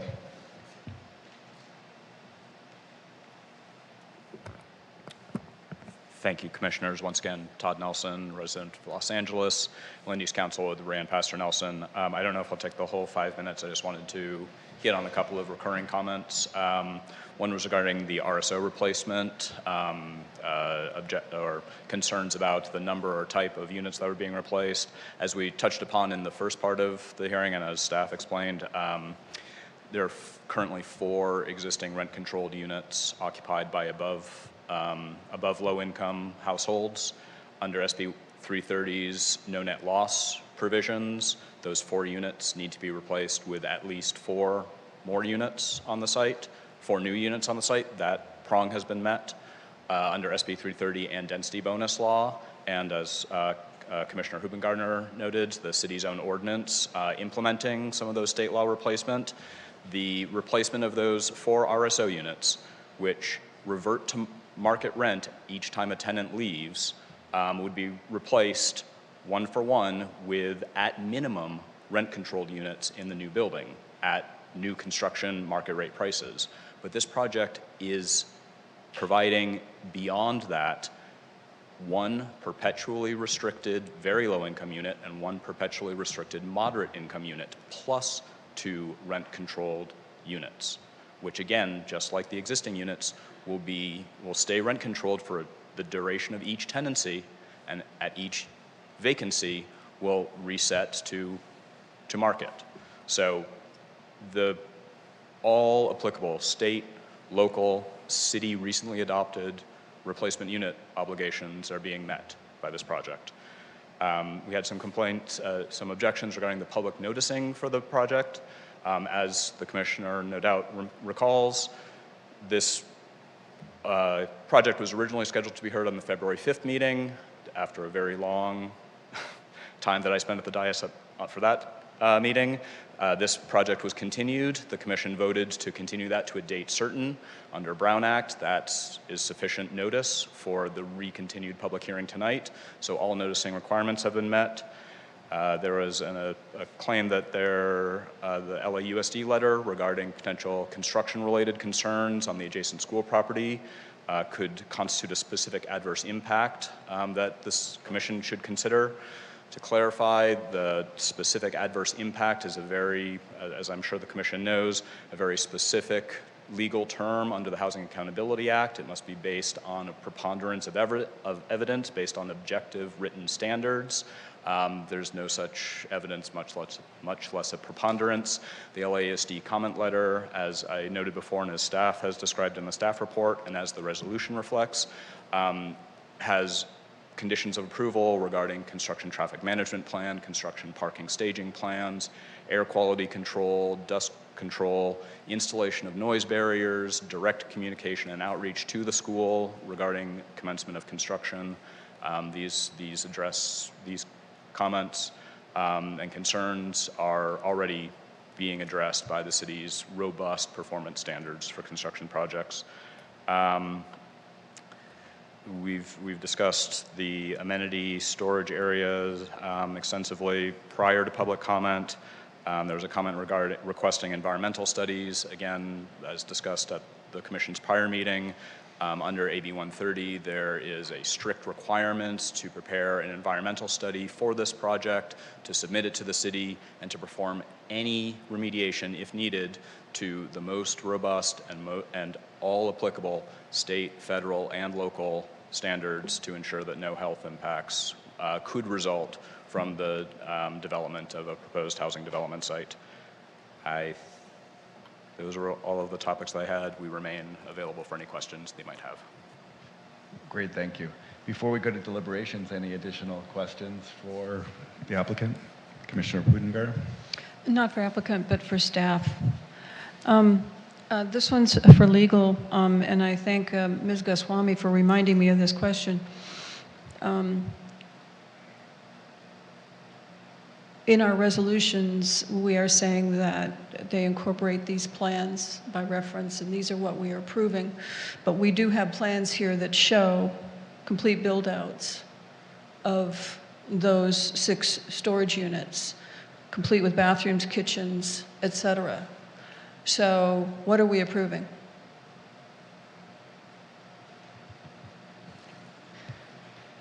I can answer that question for you, Commissioner. So the life and safety plans that are part of that plan package are included, but are not part of the entitlement approval. They are needed for building and safety later on for review, but the spaces that are being reviewed as storage spaces are being entitled as storage units. But the plans are needed for building and safety, which will include the build-outs. So how is that not what we're approving? So at certificate of occupancy, these units will not be built out. So they cannot be built out as units as proposed. They are proposed as storage units. So when we do a certificate of occupancy inspection, they do need to be built as storage units and not as habitable units. So they can't have any stub-outs for plumbing? Correct. No stub-outs for plumbing? They can't have toilets, they can't have kitchens, they will No. be built as planned. I'm talking about stub-outs. I'm not sure I have an answer for a stub out for plumbing. Well, it's kind of important because you can't build a bathroom without a drain, and you can't build a kitchen without a drain or water. So if those are not built into those units, I mean, then they could be qualified as storage. But if they've got stub-outs for kitchen and bathrooms, then that's why you would need this building and safety plan, because they're going to have stub-outs.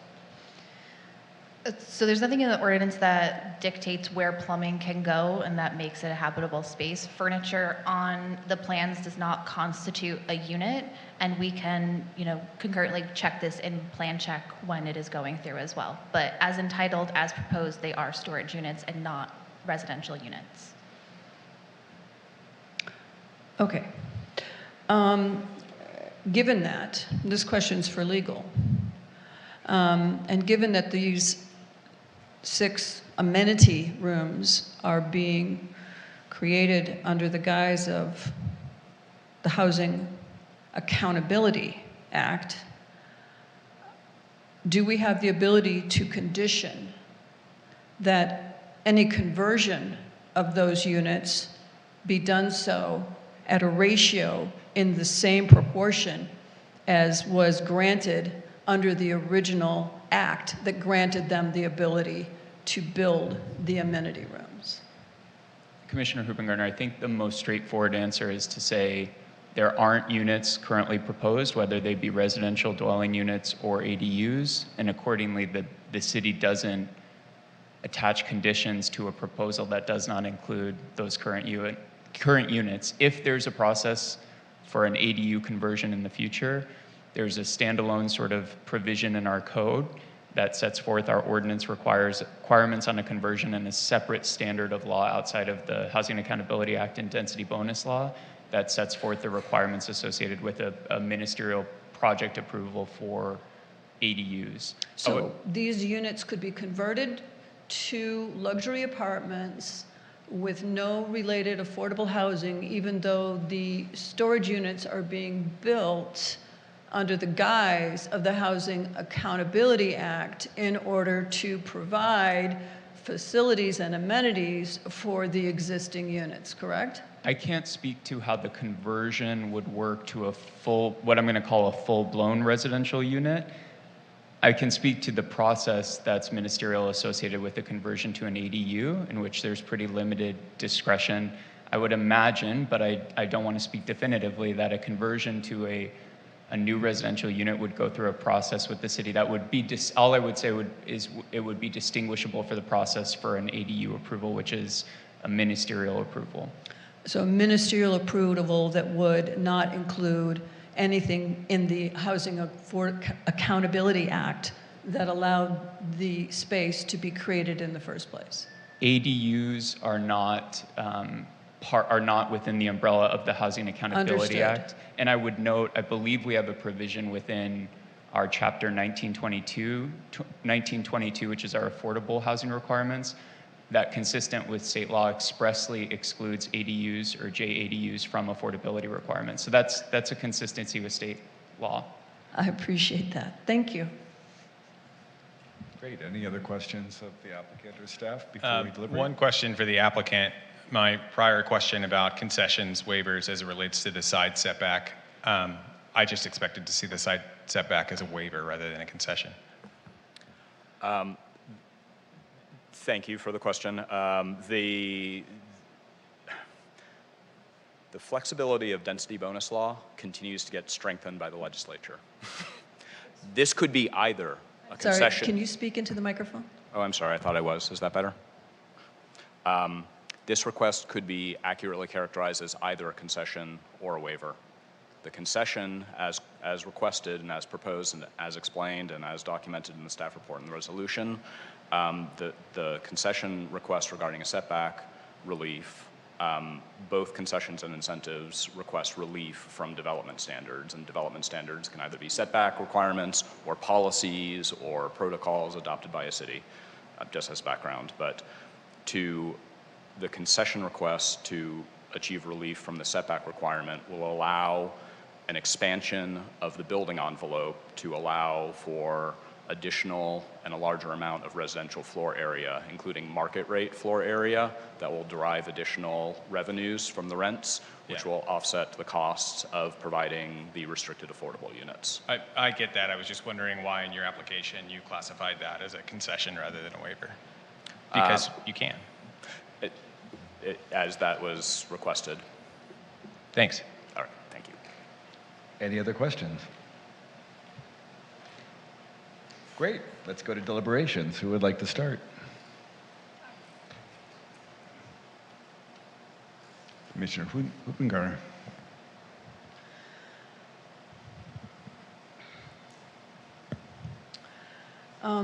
Unlike prior hearings where we might have addressed things like visual aesthetics, which are neither here nor there, I've seen worse. Frankly, perhaps this building should have been designed as a circle, given the circular arguments that are being evoked in order to get the approvals. They want to use the state affordable housing laws to increase the height of the building an additional 1 story beyond what would otherwise be approved, to create storage rooms, I will put in air quotes, to pad their unit count while providing no requisite affordable housing. And to me, this is a blatant slap in the face to the state law.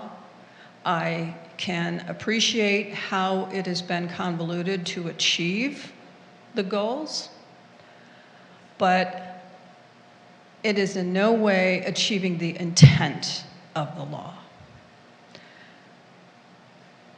They do not want to use the state law to provide the required parking that West Hollywood would otherwise require them to have. They're asking us to move all the common open space on the roof, but at the same time, we're going to lose 75% of it once they convert these units. To be clear, as currently proposed, only 16% of the units are affordable. And once these units are converted, and it's very clear they are going to be converted, it will be reduced to a 13% affordable housing building. As been pointed out many, many times, we don't have a lack of luxury housing. We have a lack of affordable housing. And with all due respect to some of our young speakers, I do hope you remember this night at some point in the future, after you've had a major surgery or any other health challenge that hits almost everyone with time. You don't have children, you don't have groceries to haul, you don't have hip replacements,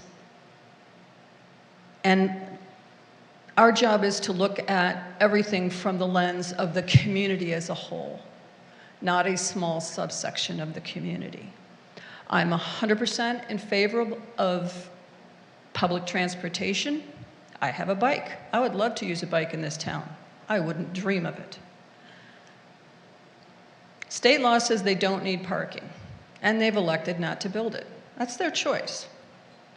They are saying they want the city to waive our policy and give them street parking, since, quote, the need to provide more off-street parking would require an additional subterranean level, which would increase construction costs. Note to self, you actually don't have to go down. You could have used one of those extra stories in height for parking. But if they don't need parking, they don't need parking passes. The applicant is elected to invoke this state law that says we have all the public transportation we need, so we don't need to provide parking, which for what will be, let's be clear, 30 residents once we have 15 units. That's their choice. Frankly, I think it's a disastrous business decision, given what are clearly luxury 2-bedroom and 3-bedroom apartments and condos that are going to be at least $6,000 and $8,000 a month, and they're going to have at least one car, if not two. It's their choice. Build it or don't. But to ask the city to provide street parking to facilitate their choice is a disservice to everyone in the community, and importantly sets a horrible precedent for every other project in this city.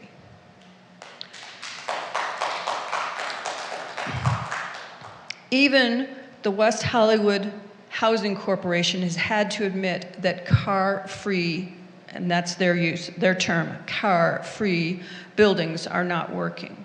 I believe Ms. Harker referenced an advertisement recently for a building near downtown LA that has car-free parking, that after 10 months of trying to give away affordable housing, they had to resort to bribery to get people to rent in the building, including a monthly parking stipend of $130.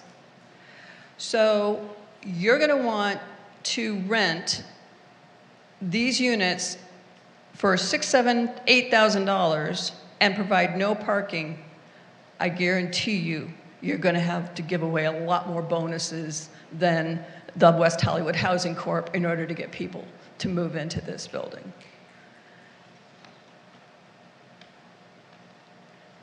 The applicant has asked for a waiver,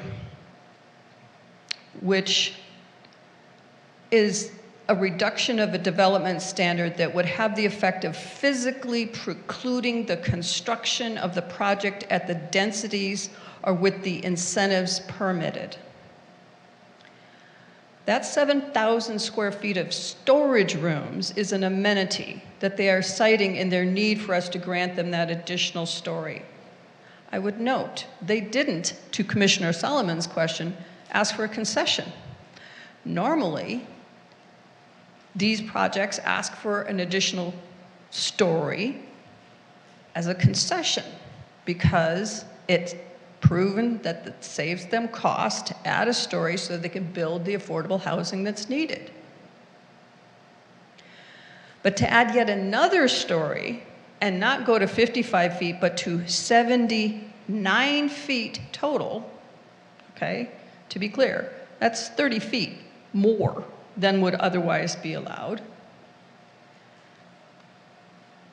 They are stating that those storage rooms are an amenity that, it's hard to explain because it's so circular in their argument. They don't want a concession to provide those storage rooms because you couldn't possibly prove that it's going to save them money to build them. Because if you don't build them, it's not going to cost you money. But then they want a waiver. And a waiver says, oh, we can't build all the stuff we want to build in the space, so just let us do it anyway. Forget the cost. It's a shame that a city that has always prided itself on affordable housing, a core tenet of our actual founding, is even considering participating in this sham process that strips affordability from our housing.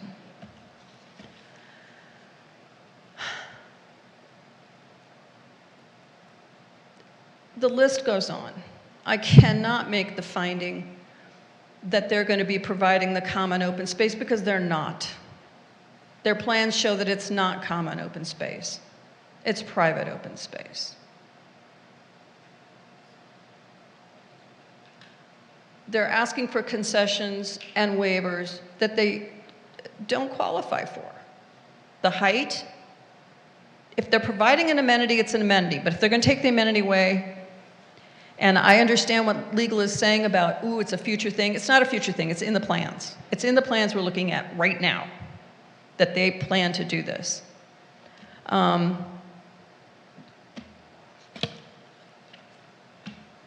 won't even give in to the fact that there's absolutely nothing in this building that has anything to do with our climate action plan, the units themselves, the cross ventilation, the permeability, nothing about it is in any way in compliance with our general plan and our climate action plan.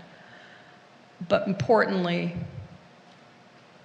I cannot make critical findings in the proposed resolution despite the gun to my head from the state.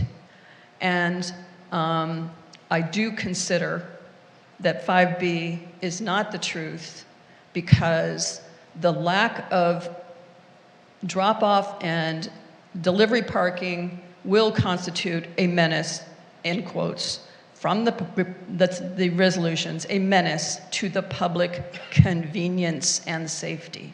Those are my comments. Thank you. Who would like to go next? Commissioner Solomon. Thank you to the members of the public for coming here tonight, and thank you for staff for preparing the report.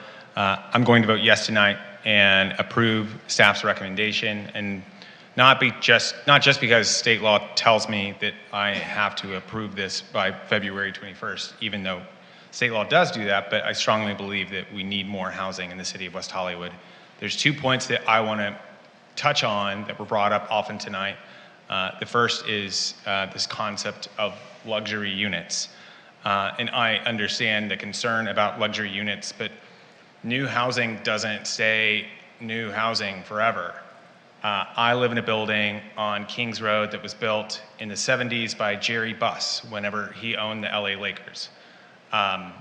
It was a luxury building at the time. It had a doorman. The doors are built so tall, the doors to each unit reach the 8-foot height of the hallways, because the urban legend that we pass around the building is that LA Lakers themselves used to live in our building since Jerry Buss owned it and built it. I don't know if that's true or not, but now, 40 years later, I would say on its best days, my building is a B grade building, maybe C, if we're being honest. It's not a luxury unit.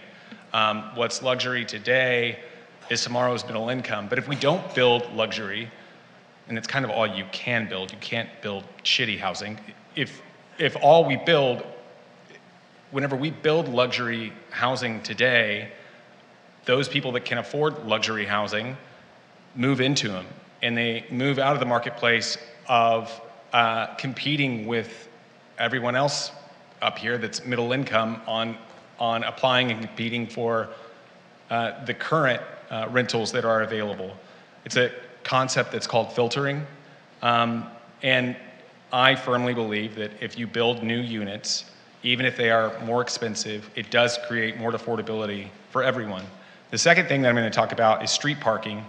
So the issue that I have with the staff report, it doesn't prevent me from voting in favor of the project, is that I don't think that letting new residents of new buildings apply for street parking should qualify as a concession under state law. I know we talked about this at our last meeting, but Commissioner Hoop-Garner and I differ on what we consider to be a development standard. But to me, A concession is when the city relaxes development standard, like setbacks, parking requirements, things that are spelled out in Title 19 of the West Hollywood Municipal Code. This whole concept of residents of new buildings cannot apply for a permitted street parking. That is not in Title 19. That's a creation that happened a few years ago, 6 years ago on the dais up here, and it's gone forward ever since. But to me, streets are public spaces. They're funded by public taxpayer dollars. I personally, I don't drive. I have a cargo bike. I drop my kid off with it. I use it for groceries. I get that I'm an anomaly, though. I get that I'm in the minority, and I get that I've lost this argument, at least for now. But I don't think that the best use of our public space is private storage of vehicles. However, that is the standard that's used now.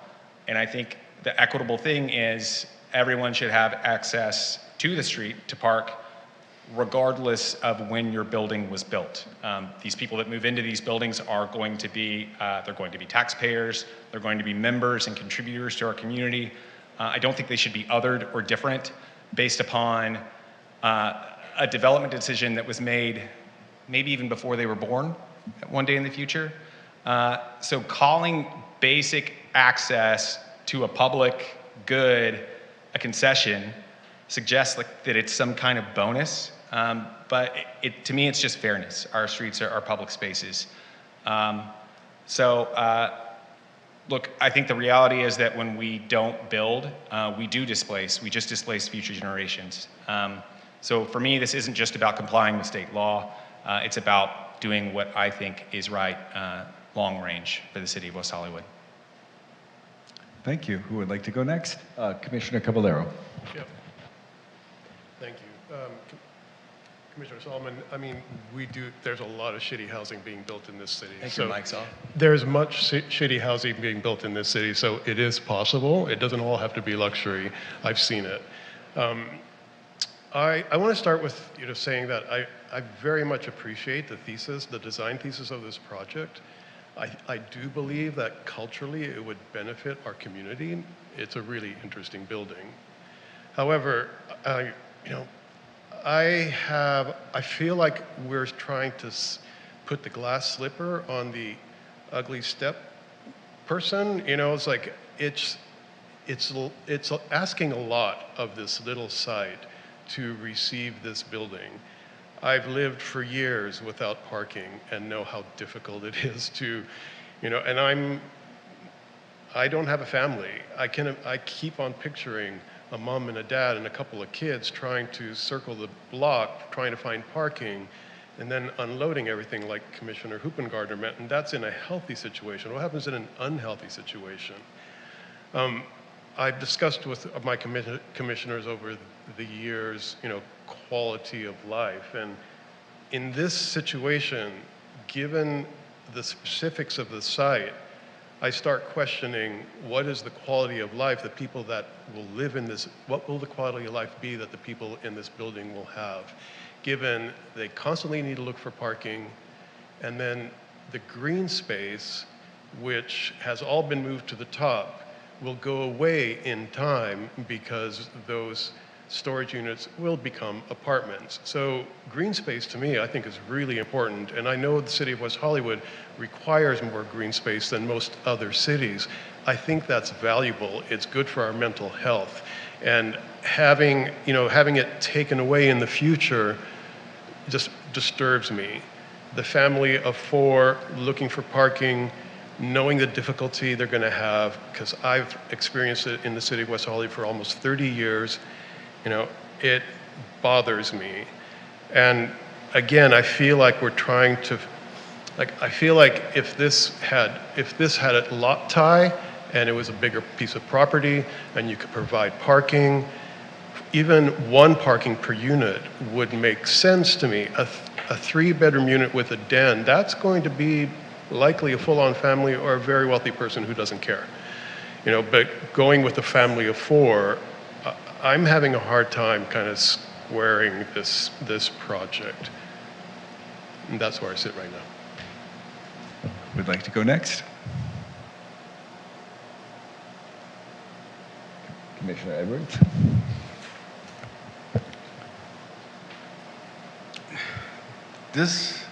What's being presented to us today, I've been listening to my peers, does create a lot of questions because I do see the tension between parking. I used to live in Hollywood in the Tom Mix building that was built in the 30s with absolutely very little parking, and the rest of the area had no parking. So there were days I spent 90 minutes, 2 hours trying to find parking. And I live in an old building here in WeHo that's, we have like 12 units, but 7 parking spaces, and I don't have one of those parking spaces, but I don't have a car. So I understand the conversation around parking, and there's always that tension between what we want to do, addressing the needs of today, while trying to anticipate and get ready for the change that we need to have for tomorrow. And parking is that tension about the fact is, we made a bet on cars a long time ago. It worked for a while. We're losing on that bet, and we have to change the culture. We have to move away from a car-centric culture and move towards public transportation. And in order for that to happen, the science has shown that sometimes you have to make really hard decisions and just say no, and not increase the amount of parking that's being added, and just kind of force this conversation where we'll start to demand better public transportation, and we'll go with it. That being said, I also appreciate what's being proposed is messy. It is taking something very large and putting it into a small space. And I've been doing land use for a long time, so I understand that when planners planned out what you can do with property, it was always assuming a perfect lot. And then you kind of navigate it from that. And so I don't think there's a single lot out there in the world. I don't think there's a single lot out there in the world that's a perfect lot. So there's a lot of work that has to be done to make it work. And that's why the state, our elected officials, who have the biggest responsibility for what happens in the state of California, are trying to respond to a crisis. And so they created these variables to try to make it work because, as I stated before, there are no perfect lots. So how do you make it work? And then I would further add to that is aesthetics. We have no control over aesthetics at this moment, but in the future, I would love to have a conversation around aesthetics or what we can do, because I hear that's a common refrain about quality of housing. And then I would add this. The world that we live in today, we can't provide 100% affordable housing at the rate that we need it because the money is just not there. It used to be funded heavily by the feds, and that's where the majority of the money came from, then partially with state and something with the cities. But that funnel of money no longer exists and hasn't existed for a long time. So if you ever saw the kind of financing package you have to put together in order to build affordable housing, it's insane. It could be a minimum of 7 up to 12, 15 different sources of funding. And that makes it very, very, very complicated and very, very expensive. In an ideal world, I wish we could just do 100% affordable. But right now, the only mechanism we have is that people build housing. You have to have a certain amount of market, and then we can get the affordable housing units. And it's a very interesting formula, and there's a lot of tension in that process. But that being said, I feel comfortable in making the findings to approve this project. I mean, I wish there was something we could do more about the size of this building, but I love the aesthetics for me personally. But I wish I could stand before you and be more definitive about my thoughts, but there's a lot of issues been raised, but I don't think the issues that have been raised cross the threshold by which I feel obligated to say no. So I'm going to vote yes on this project. Commissioner Harris. Yes, thank you. Thank you to my colleagues for your deliberations. Thank you to the members of the public who've shown up. You've given us a lot to consider tonight. So there's one of the issues that I want to talk about that's sort of a broader issue of housing supply, and especially housing supply as it relates to the co-location of on-site parking. A lot of people have made the point that buildings that are providing less parking are having to make a lot of concessions for new renters to move in. This is a good thing. This is why the state has allowed residential buildings that are proximal to what they call high-quality transit not to determine how much parking they provide, right, based on what the market demands, because it brings the price of housing closer to what is, it de-inflates the price of housing, right? When you're paying for a housing unit, you are also paying for that parking space, whether you know that you're paying for the parking space or not. When building owners are making those concessions, what they're actually doing is reducing the cost of renting those units. And it is true that as our supply increases, rents are coming down. Rents in the city of Los Angeles year over year are down about 2% on average. And we're seeing a similar trend here in West Hollywood. They're down about 1.8 to 2.9% year over year. It is a good thing that we have supply that building owners are trying to incentivize people to move into. The other way around is that we have too tight of a supply, and there's more demand than there is supply, and we know that that results in our prices being unreasonably high. So I think building more housing, building more supply is actually, it is what we need. To Commissioner Solomon's point, market rate housing, which people often like to call luxury housing, it becomes naturally occurring affordable housing as generations pass, because new product comes onto the market and competes with it. And people who can afford to live in new product will live in that over older housing that doesn't have all the bells and whistles. I will also say that this project, you know, I appreciate the overall design aesthetic. I think in terms of parking, you know, I don't think that we should be bending over backwards to make it easy to park a single occupant, personally owned vehicle in an urban area. I don't think it's a good use of space, on-site or off-site. I think, however, that people do need to get around. That's true. People don't necessarily need a personally owned vehicle in order to get around, but people do need to get around. And there are lots of options that people have for apartment buildings that provide parking at the formerly required rate. I say formerly required rate, of course, because AB 2097 covers much of the city. It covers much of the, at least the region that we call LA. And so, you know, these parking minimums don't, the state has said that we cannot apply those parking minimums. Again, parking is being determined by what physically fits on the site and what the developer believes it will be demanded by the market.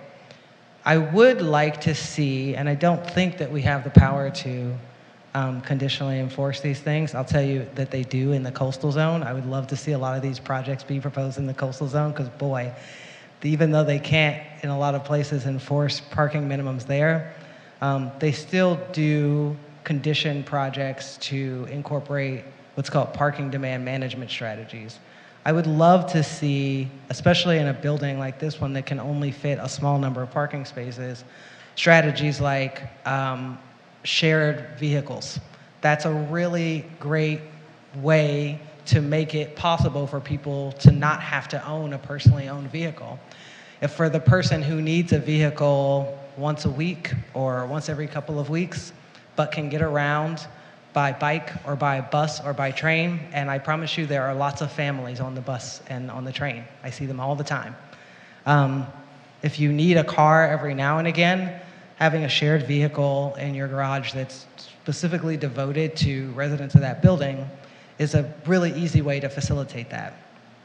I would love to see more bicycle parking as well. I think there are 9 required bicycle parking spaces, and this is providing 10. I would love to see buildings propose innovative solutions like transit passes available to all residents that encourages people to use the public transportation resources that we have in the city. I do think that we have a decision to make, and in some ways the state has been making these decisions for us. But sort of as on a personal human level, we have a decision to make about how we allocate our urban space. And we have to decide what's more important to us. Space for people to live and people to exist, or space for people to park personally owned vehicles. And obviously I can't make that decision for anyone in this room. I've certainly made it for myself. I do not and have never bought a car partially because I think that it would be difficult to park it. And I don't want to have to deal with that. And I think that it's very costly, and I don't want to have to deal with that either. I also want to address the school that's across the street. I think that it's, as I've said before, cities are places where there are lots of different uses that are squeezed together.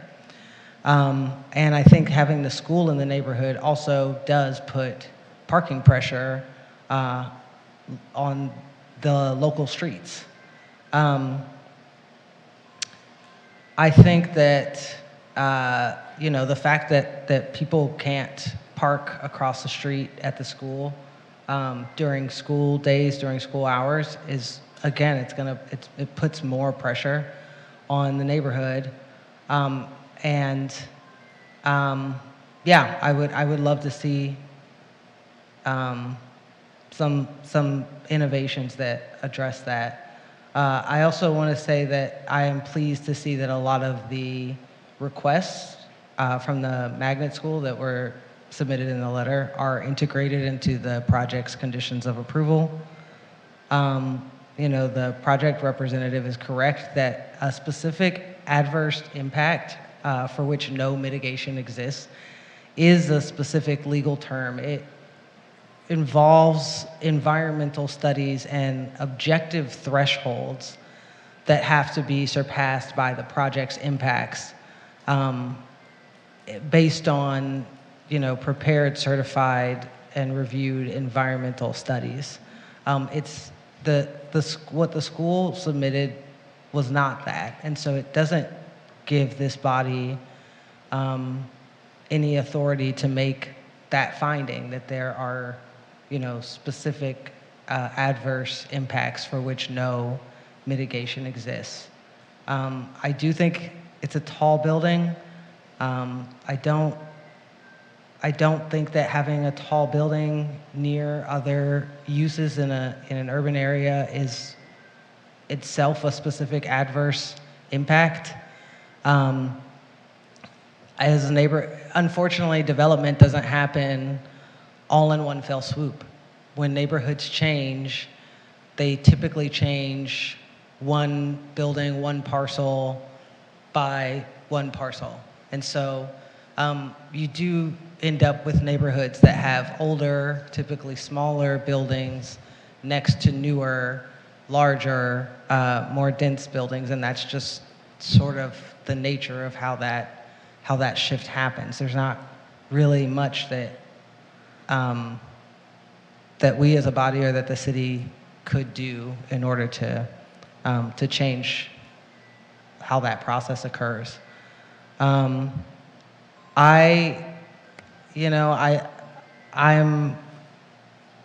really, I'm generally supportive of new housing. It's one of the things that brought me to a career in urban planning, and certainly one of the things that has brought me to be active in this community.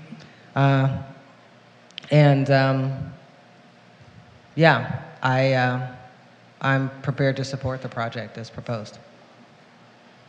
Vice Chair Jones. Yeah, thank you. I won't lie, I wanted to hear what everybody else had to say. I've been writing a mini novel of notes, so I'm going to be discussing some kind of disparate points, and you can loop them together as you like. But I think they reflect kind of my thinking about this and some of my struggles as we've been studying this project over the past, I guess it's almost 3 weeks now, and discussion tonight. I do want to preface this, if anyone doesn't know, and a lot of you may not, that I am a mom. I live with my husband and our son in a one-bedroom apartment. We have 2 cars and 1 parking spot, and we live in a very high-density part of West Hollywood that is pretty much all apartment buildings. I don't think there's a single-family home on our street. Rogerio also lives on my street, so he can vouch for this. And it is pretty hard to find parking when I get home with my kid. I also work from home, so I'm not guaranteed a spot when I come back. And usually when I get home from Planning Commission, especially in late nights like tonight, there's a good chance I won't be able to find a spot. So I appreciate that. I also want to call out that in my fantasy searching for a home in Los Angeles, if there's a really low price on a house, you can pretty much guarantee it's missing one of 2 things: parking and central air. Those 2 things will diminish the asking price for a house, single-family home, by a considerable amount. So if it looks slow, there's usually a very good reason. And I think as much as I don't feel that it is our responsibility to be providing street parking for a project who is choosing to not provide parking despite state law, because there are plenty of projects that do provide more parking than this, even if it's not kind of based on our old parking code or what used to be required, based on the number and size of units in a building. If people can't park in a building, no one's holding a gun to your head to make you pay $6,000 to $10,000 a month to live in a 6-story building on Hayworth if you don't have a place to park. And I think that that will be reflected in the way that this building will be priced. If people can afford it and can live there, then they can. And if they can't lease the units, then they'll have to decrease the rate if there's not a place to park. I really don't like, and actually had a conversation with the applicant's representative, counsel, who was at the last meeting. I was not able to be here this evening. During the meeting that I had with them prior to the first meeting we had a couple of weeks ago, and I expressed to her and to the architect that I didn't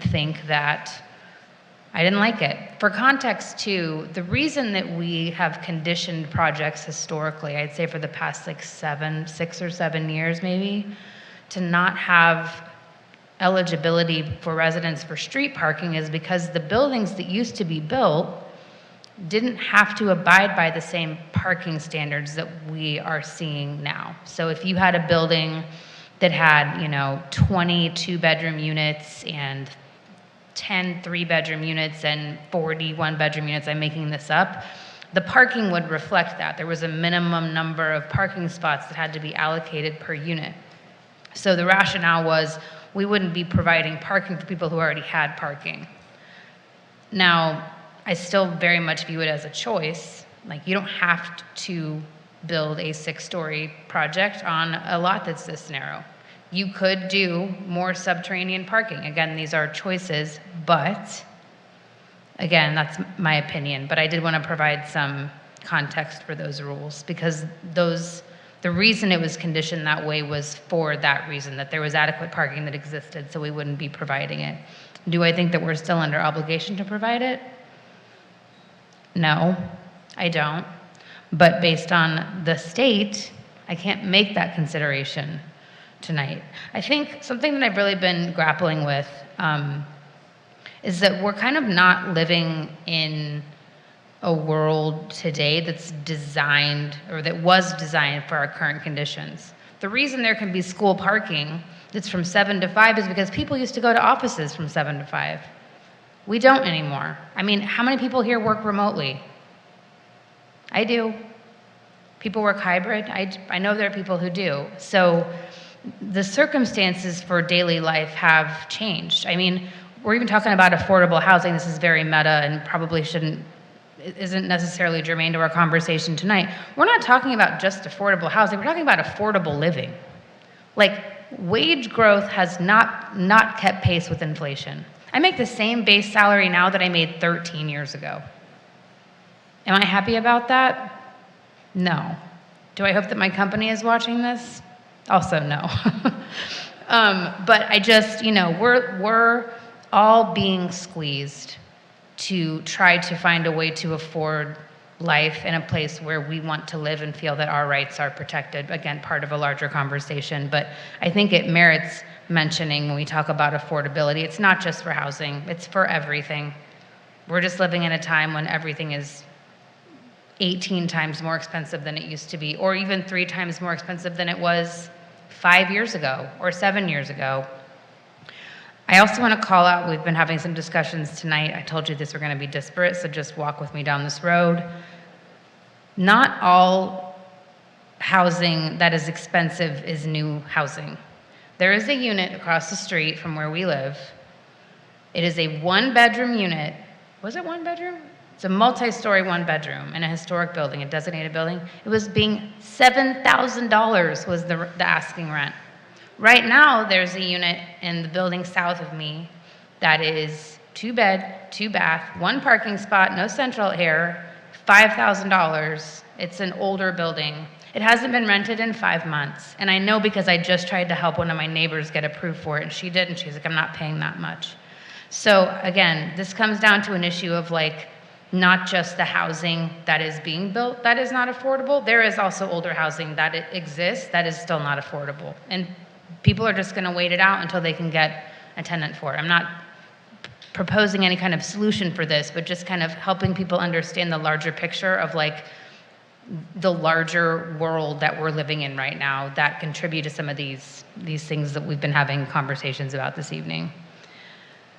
I also just want to say as an aside that I don't think anything could better illustrate the conversation that we had 2 meetings ago about streamlining than this meeting and the meeting that we had 2 weeks ago. And I'm not going to say anything else about that, but it's a very good example. I'm going to say this too, and I say this all the time. If this is your first time hearing me say it, great. If you've heard me say it before, I'm sorry. I have a lot of feelings about the law. I don't get to vote based on how I feel about the law. I have to vote based on what the law requires of me. And I know a lot of you don't like that answer. I don't really like it either. I don't.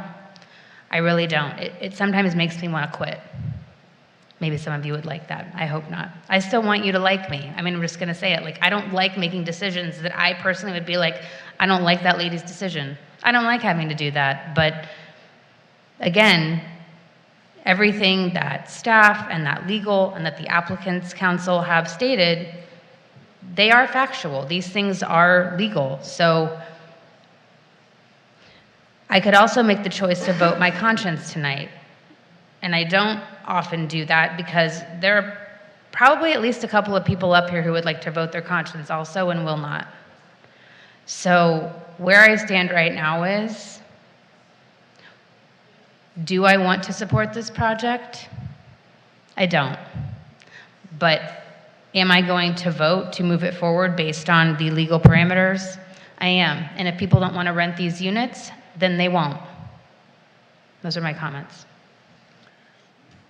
Thank you. I appreciate a public commenter earlier today who quoted me from the last meeting in which I expressed frustration that this commission doesn't really have much discretion anymore. And that's pretty obvious tonight. I agree with what Commissioner Harris said earlier, that the state of California made the decision tonight for us. State law really compels us to vote in favor of staff's recommendation this evening. But that's super frustrating to me because while I'm an advocate for building housing, I'm an advocate for building affordable housing, I'm so frustrated that local control has been taken away to such a degree where we can't require that they build a minimum amount of parking for this project.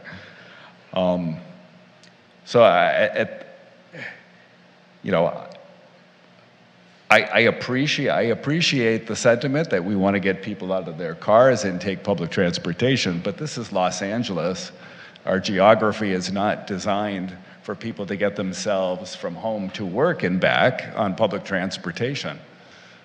We don't have the public transportation infrastructure. We don't have the appropriate geography. Not being able to require at least one parking space for each of these units is going to degrade the quality of life in that neighborhood. I'm not that familiar with that neighborhood, but from hearing the public tonight, I don't believe there's adequate parking. It's very frustrating. I'm generally in favor of laws that do encourage the production of housing, but I wish we still had some discretion here with respect to things like the parking. Just a comment to the applicant. You're going to have a lot of tenant turnover in this unit.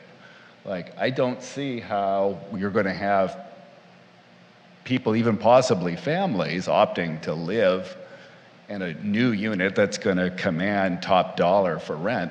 I don't see how you're going to be able to retain those tenants.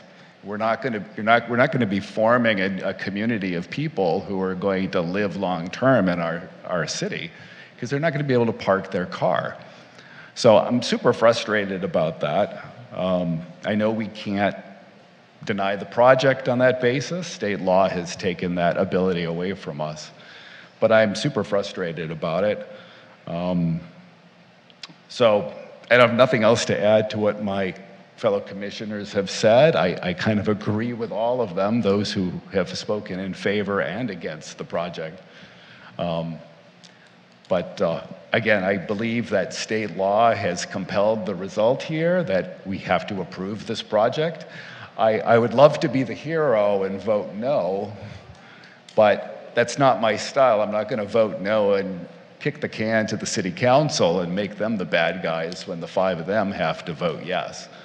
So I'm going to vote yes because I feel like that's the result that the law requires here, and I'm not going to make someone else the bad guy for having to reverse my decision. So I will be voting yes if they're to affirm staff's recommendation this evening. If everyone said their piece, I'll make a motion. But, go ahead. Okay, hands. Well, I just want to say, I know a lot of people in this audience likely know this, but if you don't, you can appeal this project to City Council even if it does get approved tonight. So I just wanted to share that. And I also want to share that, yes, I remember Commissioner Altschul, who was on this commission for 15, 18 years, and he was like, housing at all costs. And this is just one of those situations where I'm really starting to think, it's like, yeah, housing, yes, we need housing. I absolutely agree. But what will differentiate West Hollywood housing from all the other housing that's out there? And there's like a lot of crappy housing being built out there. When does quality of living, mental health, all those factors start factoring into the housing that we design? And can we meet these state requirements and still incorporate some of these issues that are important to our community. That's where I sit. And I would just like to add that, everybody keeps talking about affordable housing, how important affordable housing is, and here is a specific example of how the state law is being eviscerated to create luxury housing and not the minimum, the bare minimum of affordable housing that would otherwise be required. And that, I think, it's absolutely gobsmacking that we are sitting here as a community that was built on the foundation of affordable housing, and we can't have a state law be enacted correctly to do the bare minimum that's meant to do. We are not, this project is going to have 13% affordable housing. This city has, on paper, a law that's 20% affordable housing. We set the precedent before state did, 20% affordable housing. It's gone. We've never achieved it since the state took over. We have never achieved 20% affordable housing. And here we're looking at a project that is asking us to bend the state law into a pretzel to facilitate every exception possible, every loophole possible to not build affordable housing. And that is a very, very sad day. Thank you. Commissioner Solomon, would you like to make a motion? Yeah. I'd like to make a motion to approve staff's recommendation as amended by the memorandum that went out from Casey today, the first 2 pages of Exhibit A. Second. Any further discussion? Excuse me, what memorandum today? I never got a memorandum today. The date is dated today, but I guess it went out with our packet. Just to clarify, Commissioner, that's the 2 pages that were part of Exhibit A for the draft resolution explaining the changes in the resolution. Because I didn't get an email today. There wasn't one, it's just dated for today's hearing. So we have a motion and a second. If there's no further discussion, shall we go to a vote?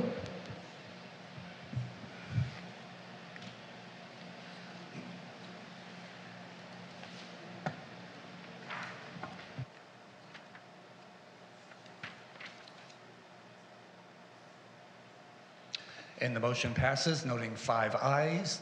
And we have Commissioner Carvalero and Commissioner Hoopengarner voting no. This is the final, this project is appealable to the City Council. It is approving resolution number PC 26-1634. And I don't have the appeal process in front of me right now. It is appealable to the City Council, though. A 10-day appeal. Thank you so much. Before we go to the next public hearing, I'd like to call at least a 5-minute break so folks could stretch their legs and use the restroom.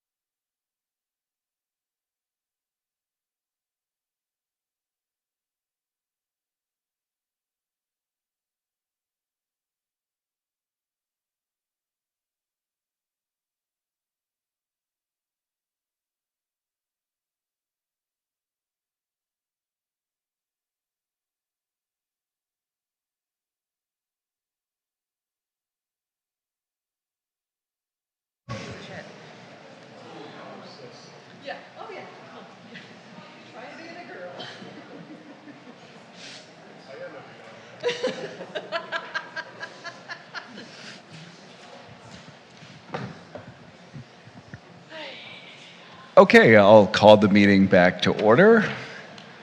Item 10A is a public hearing that we're having a public hearing in connection with 7717 Santa Monica Boulevard.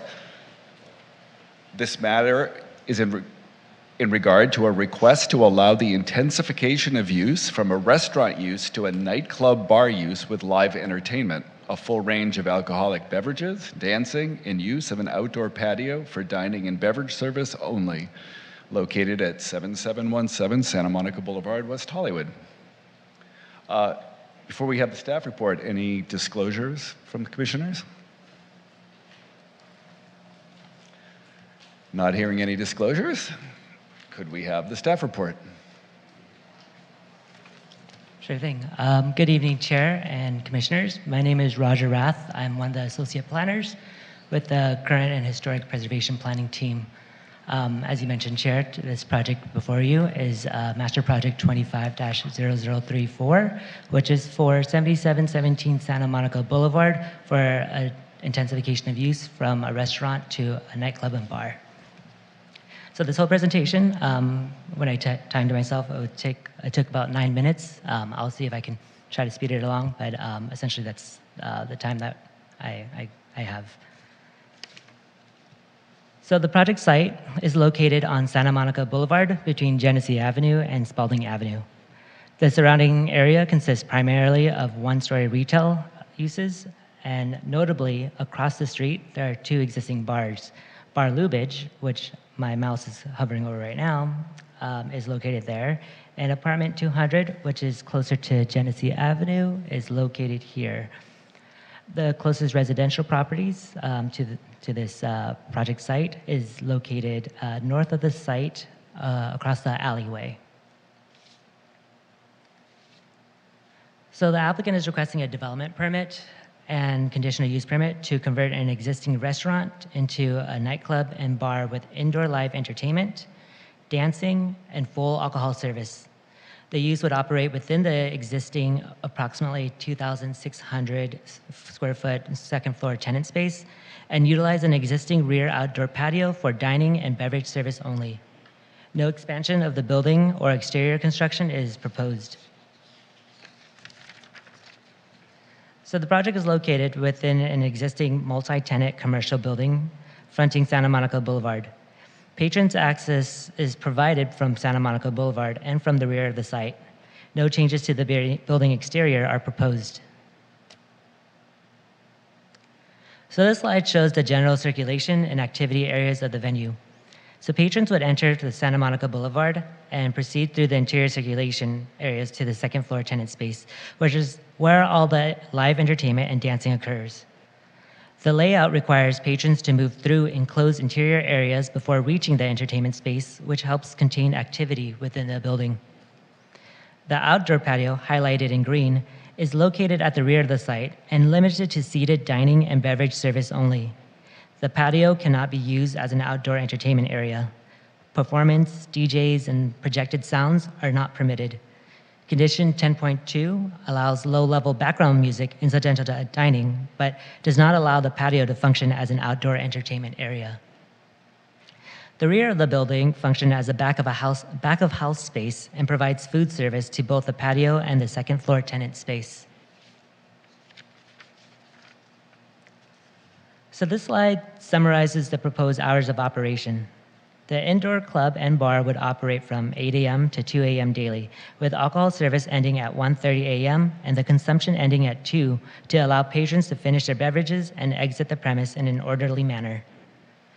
The outdoor patio would operate during the same hours. However, the patio is restricted to seating and beverage service only, as I mentioned in the previous slide, and cannot function as an outdoor entertainment space. Staff is recommending the same closing time for the patio because the activity there is restaurant style rather than nightclub activity. The operational limitations combined with the noise and security conditions are intended to ensure the patio does not create late night entertainment impacts. So this slide highlights the key operational conditions staff is recommending. The focus is on managing noise, late night activity, and sidewalk queuing. Entertainment is confined to the interior space, and the patio cannot operate as an outdoor entertainment area. All entertainment sound system must remain indoors and directed inward, and the project is still subject to the city's noise ordinance. I also wanted to briefly clarify condition 10.2. The condition prohibits outdoor entertainment or projected sound on the patio. The reference to ambient background music means low-level background music, which is typical of outdoor dining spaces. So not DJs, live performances, or the patio operating like an outdoor club space. The distinction staff is making is about how the sound functions and not whether a speaker exists. So with respect to queuing, the conditions require the operator to maintain a clear path of pedestrian travel along the sidewalk. In many locations, the standard code language allows the operator to organize the line as long as the pedestrian can still pass up to 2 people wide. At this site, however, the sidewalk width is limited, so staff intentionally required a single file line of queue to reliably preserve pedestrian passage. This is a site-specific operational control based on the frontage condition. So security personnel are also required during operation, and staff is also recommending a 6-month operational review so the commission can revisit the item if operational issues arise. So based on the analysis in the staff report and the conditions discussed, staff is recommending that the Planning Commission adopt the draft resolution approving the development permit and conditional use permit and find the project categorically exempt from CEQA under section 15303. So before closing, I did want to note that staff has received a phone call from a nearby resident who asked that their concerns be shared with the commission. So their primary concern was late night noise, particularly based on their experience with an existing bar across the street that operates with the doors open. This project is primarily different due to its layout and operational requirements. As mentioned, the entertainment space is located on the 2nd floor, so patrons must move through an enclosed interior area before reaching it, which helps contain the activity within the building. Speakers are required to be indoors and directed inward, and the operators must comply with the city's nighttime noise rules. The outdoor patio, as I mentioned, is also restricted to seated dining and beverage service only and cannot operate as an outdoor entertainment area. The resident also expressed concerns about patrons parking in the surrounding neighborhood and walking through nearby residential streets. This project does have provide on-site parking and there is commercial parking in the immediate area, specifically across the street. So more importantly, the condition requires security staffing and active management of patrons and queuing, which is intended to minimize late night disturbances as patrons arrive and disperse. Finally, staff is recommending a 6-month operational review, as I mentioned in the last slide, which allows the city to bring back the item to the commission if operational issues arise after opening. So this concludes staff presentation. I'm happy to answer any questions you may have. The applicant also is available for question and has a presentation he would like to share as well. Thank you. Great, thank you for your staff report. Before we hear from the applicant, do we have any commissioner questions of staff?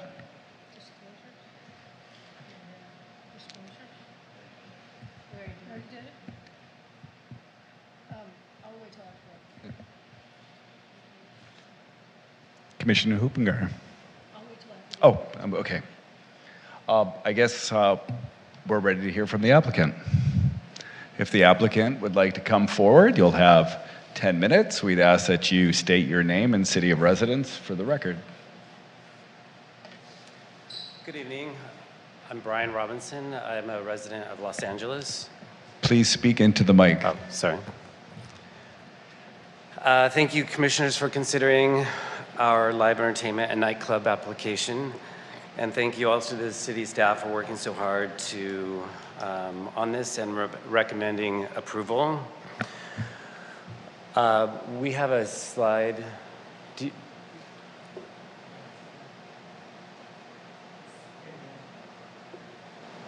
President. Okay, there we go.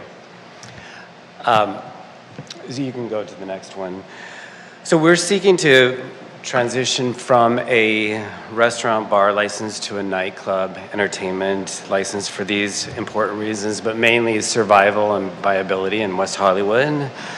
Also, we've operated this as a restaurant for 2 years, and so we've had plenty of special events permits for like drag queen bingo and drag brunch. We've also had requests for weekly R&B brunches, which we couldn't do under the current 16 special events permits per year. That's why we're asking to have live entertainment. We're still a restaurant. We're not like the One Oak Club from Sunset Boulevard. But primarily, we're asking this because, as we know, restaurants have been decimated in West Hollywood and the greater area, and now customers are really demanding more. They want to be entertained. Out are really the quiet dinners alone, and more into like entertainment with music, amplified sound, and performances. We've had requests like for weekly promoted parties, which we haven't been able to do because of the limitations of the 16 events permits.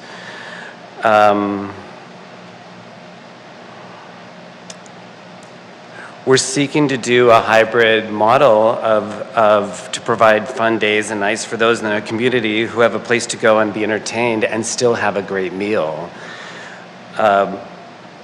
A few of these nights that we've put in special events have been very well attended, spectacular, and guests have had a blast, and we've had no complaints. We need to expand on what works for us and do less of what doesn't. We feel this fills a gap in the West Hollywood cultural calendar. There are places to go for nightclubbing and dancing, but very few places that offer full-service food while embracing entertainment as well. Being connected to the iconic Pleasure Chest, we've offered cultural enrichment and diversity like no one else, and while we're employing musicians and local artists who have been displaced from other venues closing. With this viability, we keep more residents playing in their own town and bring customers from outside the city and generate attraction and revenue to the city. We're more like a fun supper club and less like the old clubs from the musical clubs from Sunset Boulevard, where we have great food, great entertainment, and more relaxed and lounge type vibes. Thank you for your time. Thank you. Any questions for the applicant before we hear from the public? Commissioner Huppinger. Just a couple. If you could go to the last slide, actually, that would be one of my questions. Just for clarification, are you asking for my PowerPoint slide or his? His. Oh, okay. Okay, sorry.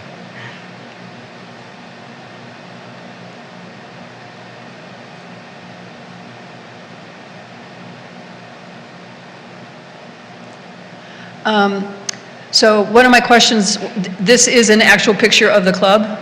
Yes, it is. Okay, because that was one of my questions about windows and windows opening out into the neighborhood with the amplified music.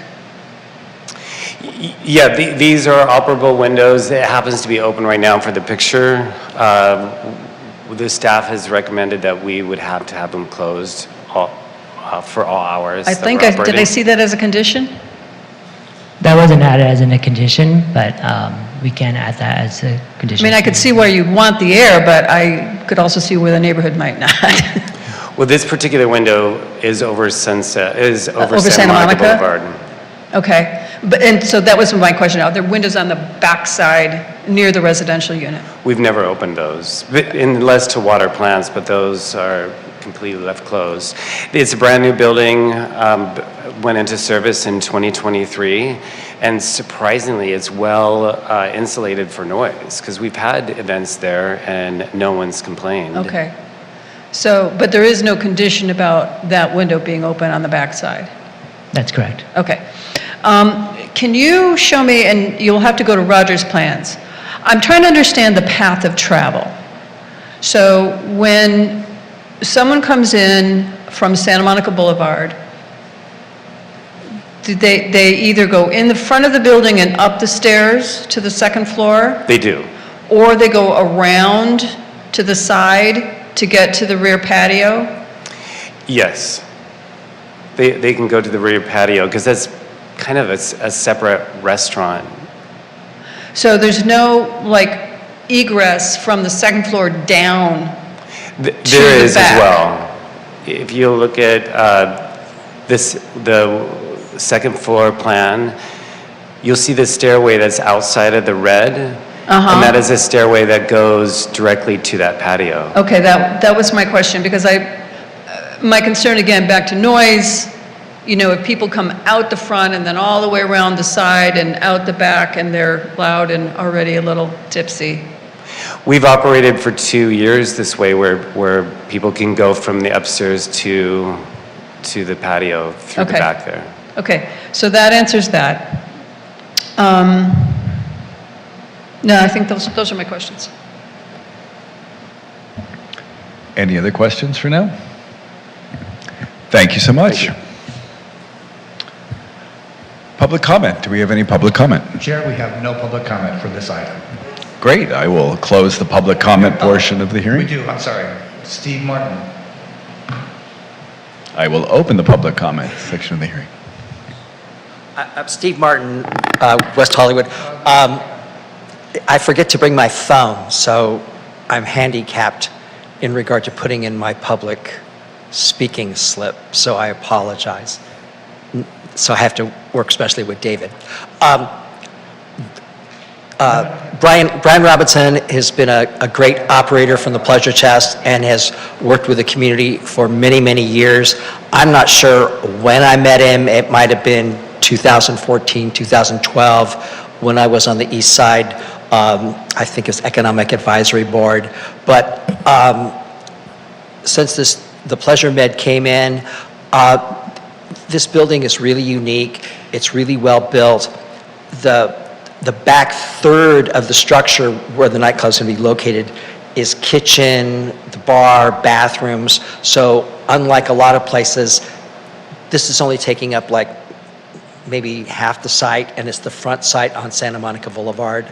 And so the ingress and egress will be really good. You know, it's not that the east side wants to become a replica of the west side, but we did enjoy a period where we had a lot of nightlife, which actually helps. I particularly in the spring and summer, I walk Santa Monica Boulevard, and I've noticed how things have sort of declined. We don't have Harlow anymore. I'm not sure if apartment 200 exists anymore, but things have quieted down, but not necessarily in a good way economically. And we want to keep our area viable because we've still got a lot of great businesses there. But we looked like we were going in a kind of a positive direction, and I think with all the challenges of running restaurants, that we've kind of stalled out. So here we have a credible operator who's been in the community, well, forever, but this particular operator, well over 20 years, who's attuned to the community, and I think the layout works, and I think staff obviously is very experienced in managing nightclubs, so I think we're very fortunate. So anyway, I would just hope that we could all join in welcoming a new business. Thank you. Great, thank you. Any additional public comment? We have our last one, Anita.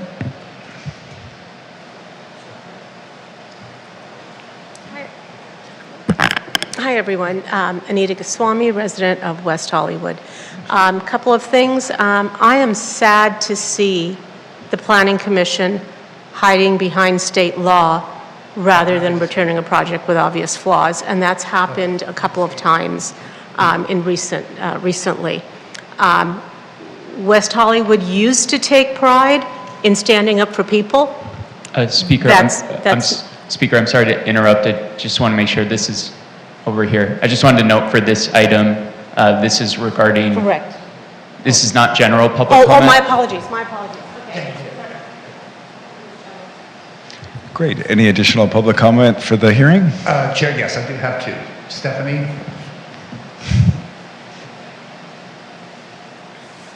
Stephanie Harker, City of West Hollywood, East Side. It's so exciting to get up here and concur I think this is going to greatly enhance the east side. We have lost, as Steve said, Harlow's, which was the only thing that was going on there. Formosa's, different atmosphere and things. And again, these people from the Pleasure Chest, and when they started as the Cannabis, really have always been there for the community. And they are good neighbors, and so I hope that you approve this. We do need a little more activity down on the east side, and not the bad kind. So maybe we'll all dine there together sometime. Thank you, and I approve this wholeheartedly. Okay, and our last speaker will be Kathy Blavis. Kathy?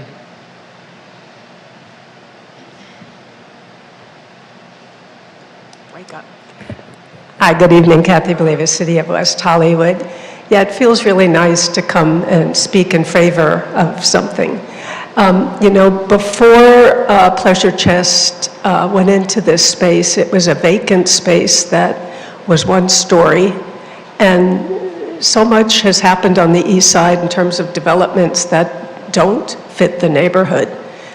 And so when we saw this building going on, being enhanced and putting a second floor on, and it's a beautiful design, it was really nice to see that the operators of this space really took the neighborhood into consideration and built something that didn't contrast and didn't go. So I also am in full favor of this.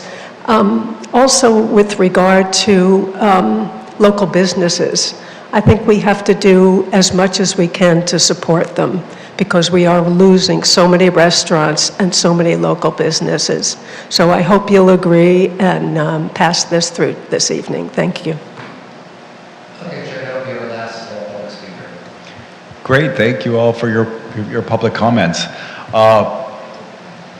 The applicant, you have 5 minutes to come back and rebut anything that you heard. You don't have to, but you're free to come up. And the commissioners might have some additional questions for you. I just want to appreciate the public comments and the support of this. There's two things that had come up. Apartment 200 has closed as of like 6 months ago, so that's no longer in existence, so there's not that competition. And I think there's one comment I wanted to make on... If you could speak up a little more into the mic, I know it's... One comment I wanted to make is if there is a queue, the staff is recommending that it be a single file queue, and we'd request it be 2 people per. I think there's still enough room. The security guards would make sure that no one would be in the way, but it's just. It seems to me there would be conflict with the security guards yelling at people, trying to keep them in a single file, and yet people are usually coming in together. That would be the one change on the CUP that we'd recommend, that we'd request. I just have one question about the patio. In the staff report, it says it's currently approved to only operate till 2 a.m. on weekends. What is the current closing time on weeknights? We close the restaurant at 11, both sides, the patio and the outside. Okay, so that's just by tradition, not by code? Yeah.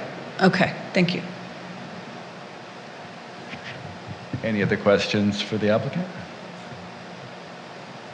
Great, thank you so much. And I will close the public comment portion of today's hearing. And with that, let's go to commissioner discussion and deliberation. Who would like to begin? Vice Chair Jones? Yeah, I don't have much to say. I'm going to say after that last hearing, this feels pretty great. I'm going to be really brave and make, I think, will probably be an uncontroversial statement, and that is that I am prepared to support this per staff's recommendation in its entirety. So that's what I have to say about that. Commissioner Edwards. I concur, and I actually live nearby it, but past the 500 foot, so I don't have to recuse myself. Everything that was said by the public, I concur with. It's what they did with it and what the need is great, and to support local businesses. And so I'm going to, of course, strongly support this project. Commissioner Cavallero? I don't have anything to add. I think the floor plan, I think the floor plan supports having an open courtyard, and staff did a great job of conditioning it so that you don't have amplified music and can't have any live performances. I don't have any issue with this project reinventing itself in this neighborhood with not having I don't expect any issues, and we have that 6-month review period on their staff report. So I'm happy to make a motion when that happens, or when it's appropriate. Commissioner Solomon? Ditto. Thank you to the public for coming. Thank you to the applicant. Thank you to staff. I am also amenable to the applicant's request. It's section 11.13 on the queuing being 2 abreast, because that's what we do for, we've had this discussion before, that's what we do for every bar is 2 abreast. So I don't want to differ from that standard for this applicant, for this business. If we do 2 for one, we should do 2 abreast for all. So I would amend 11.13 to make the queuing 2 abreast. I would support that, just as a note. I would only make the comment that the 2 abreast was in a 10-foot wide sidewalk zones, and this is a 5-foot wide sidewalk zone. So I think that's the reason staff went with the 1, because it's a different configuration on the sidewalks. I understand the request. I can go either way. I'm 100% in support of this. Yes, we absolutely need to support our businesses. I'm thrilled to be able to be excited about something. I love the pictures. I want to go check it out. But the only other question, I think Commissioner Jones, the last time we did this, your suggestion was a 3-month review. Or Vice Chair Jones, sorry, was a 3-month review just in case, because right now we've got an 11 p.m., and we're talking live entertainment. It's going to be different. So I'm just wondering if we should do the 3-month just to get ahead of it in case there is a problem. I think I would be okay for 6 months for this particular project, only because one of the size, and 2, I think the only reason we've flagged like 3-month in the past is if something is especially large and or very close to, I don't know, I feel like it's just for things that are more controversial, and this just doesn't seem to be especially controversial. If you guys are okay with 6 months. Yeah, but 6 months is fine. I just, wanted to be consistent with what we've done in the past. So that was the only question. As far as the queuing on the sidewalk, I kind of like the 1 up just because it is a narrower sidewalk, but I can go either way. What if, as a compromise, we do 2, and then it's a point of review at the 6-month look back or look ahead? Tossing that out as an idea. That works, yeah. I was going to suggest that. So it would be, the motion would include double queuing, and if there's an issue at the 6-month period, we could readdress the queuing. Commission, sorry to interrupt. I think just a note for clarification, it would come back 6 months. I don't think it would I believe it doesn't come back as its own public hearing. So at that time, the commission could decide if it wanted to sort of renotice to change the condition. Okay. My sense is that the director in reviewing it would consider the issue of the double queuing and whether it posed a problem. I too am fine with the double queuing, subject to obviously the director's review and perhaps bringing it back. Commissioner Harris. Yeah, I don't have much to say on this one. I like it. I think it's a beautiful concept. I don't have a strong opinion on the queuing. I think that the solution that Commissioner Solomon has come up with is a workable one.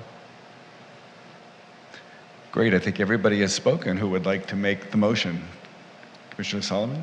I will make a motion to approve staff's recommendation with the amendment that section 11.13 be amended in the last sentence. If queuing occurs within the public right-of-way, the queue shall be maintained, what do we say, double abreast? I'll second. We have a motion and a second. If there's no further discussion, let's go to the vote.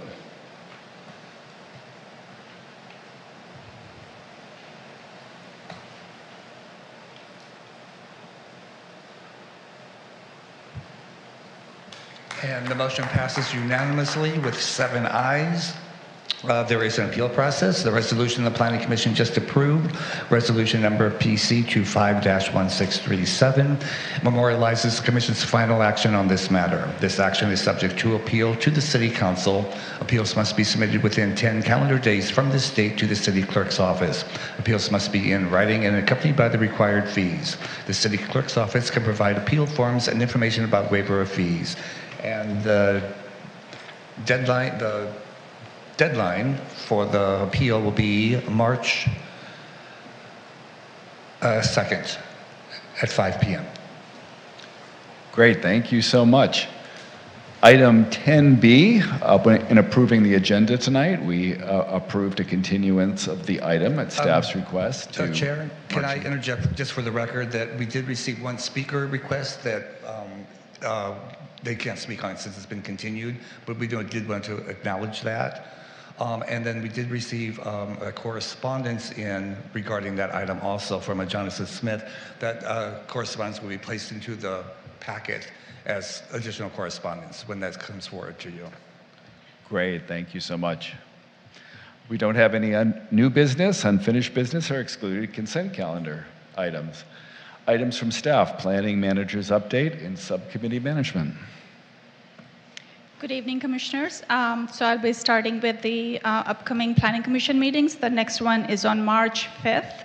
There is one item for that meeting, which is the zone text amendment. Our long-range planning colleagues will be presenting that item. That zone text amendment is to update the ordinance on parking regulations to comply with state requirements. The next meeting in March is on March 19th. We have 3 items right now. Zone text amendment, which was continued from January 15th meeting, which is for streamlining of housing projects. And then we have public hearing for 7494 Santa Monica, which is a conversion of office spaces to hotel. And the third hearing is 7428 Santa Monica, which is a subdivision or a condominium conversion of apartment building. And then after that, April 2nd meeting is canceled. And then you have the meeting after that will be April 16th meeting. Subcommittees, the next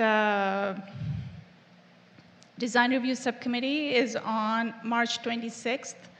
There's a housing project, 833 Westbourne, and also 8760 Shoreham, which is also a housing project. No other items are scheduled for April 9th meeting at this time.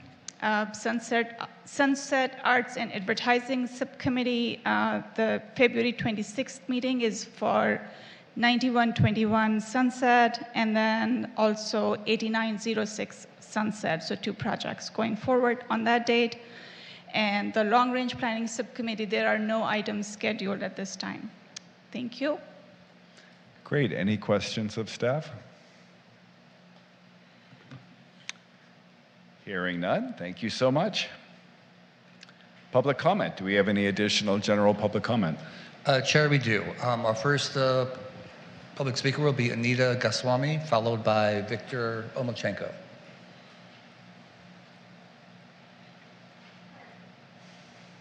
Hi, everyone. Apologies for coming up on the one earlier. Please be sure to speak into the mic. Apologies for coming up too early on the other one.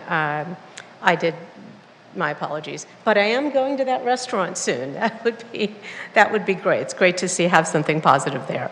I wanted to just kind of say I'm sad to see the Planning Commission hiding behind state law, because that's what I see, rather than returning projects with obvious, on their face flaws. And those obvious flaws are ones where you can act. But that hasn't been what I've observed over the last recent times. West Hollywood used to take pride in standing up for people. I'm not seeing that anymore here. So that's whatever, just something I'm learning to accept to some extent. I am concerned that streamlining the ministerial processes will allow more of these projects with blatant arrogance and abuse, because that's something that was, we observed tonight, we've seen in other projects. Tonight I heard from you that you were voting against your conscience on some of this. But I am concerned that that streamlining is just going to allow more of these projects with blatant arrogance and abuse to proceed, that they will allow these to come through the process and be approved. Basic math still seems to be a problem. 41,000 does not equal 50,000, and multiple examples of the 2 is not 4, 12 is not 15. We had multiple examples of that this evening. I'm concerned that those kinds of things will slip through the cracks, and we will end up with more projects, flawed projects, coming through that we all have to live with. I ask that you all consider waivers from the perspective of whose rights and conventions and expectations are being waived. And that could be from the city, that could be residents, that could be business owners, it could be visitors, it could be anyone. I just ask that you take that into consideration in your studies, in your analysis, in your deliberations. And also, I would hope that the city as a whole does more of that. If there's a waiver, who's losing it? I see that multiple commissioners disclose that they met with the applicant. We see this often. In this case, I was listening and heard you met with the applicant to discuss the staff report. I'm going to follow that same approach, and I will pursue commissioners for meetings when I have questions on the staff report prior to the public hearings, because equality of access has been important in West Hollywood, and we need to have it all around. Thank you very much for your time. Victor Olachenko, to be followed by Kathy Blavis.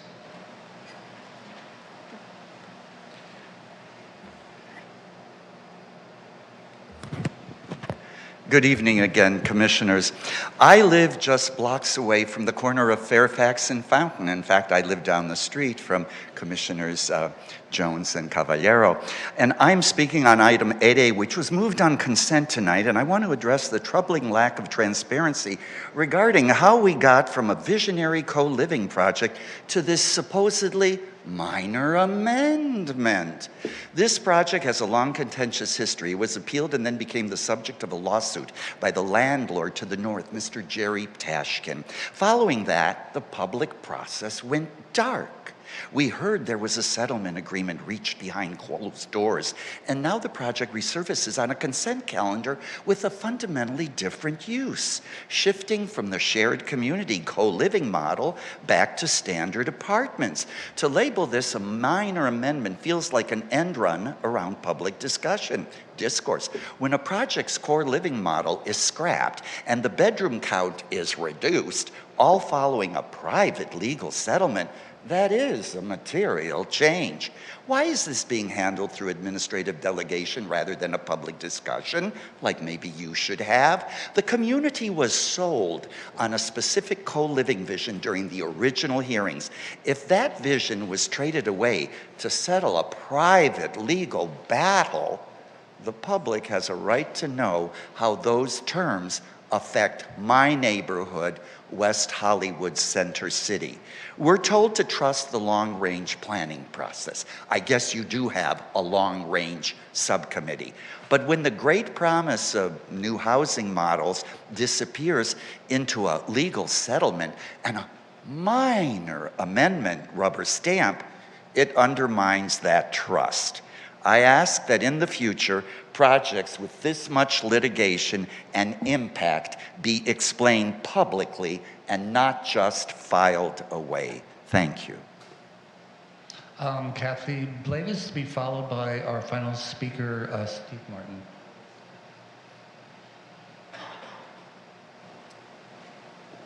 Well, good evening again, Kathy Blavis, City of West Hollywood. I kind of feel like it's deja vu all over again. My comments tonight are the same as they were when we last met. which is I'm grappling with why we all bothered to show up. If in the end one's conscience or the law gets in the way of making a decision that two other commissioners made this evening, I don't understand why, and I hate to say it, I keep saying it the same, I don't know why we're bothering to come up and pour our hearts out.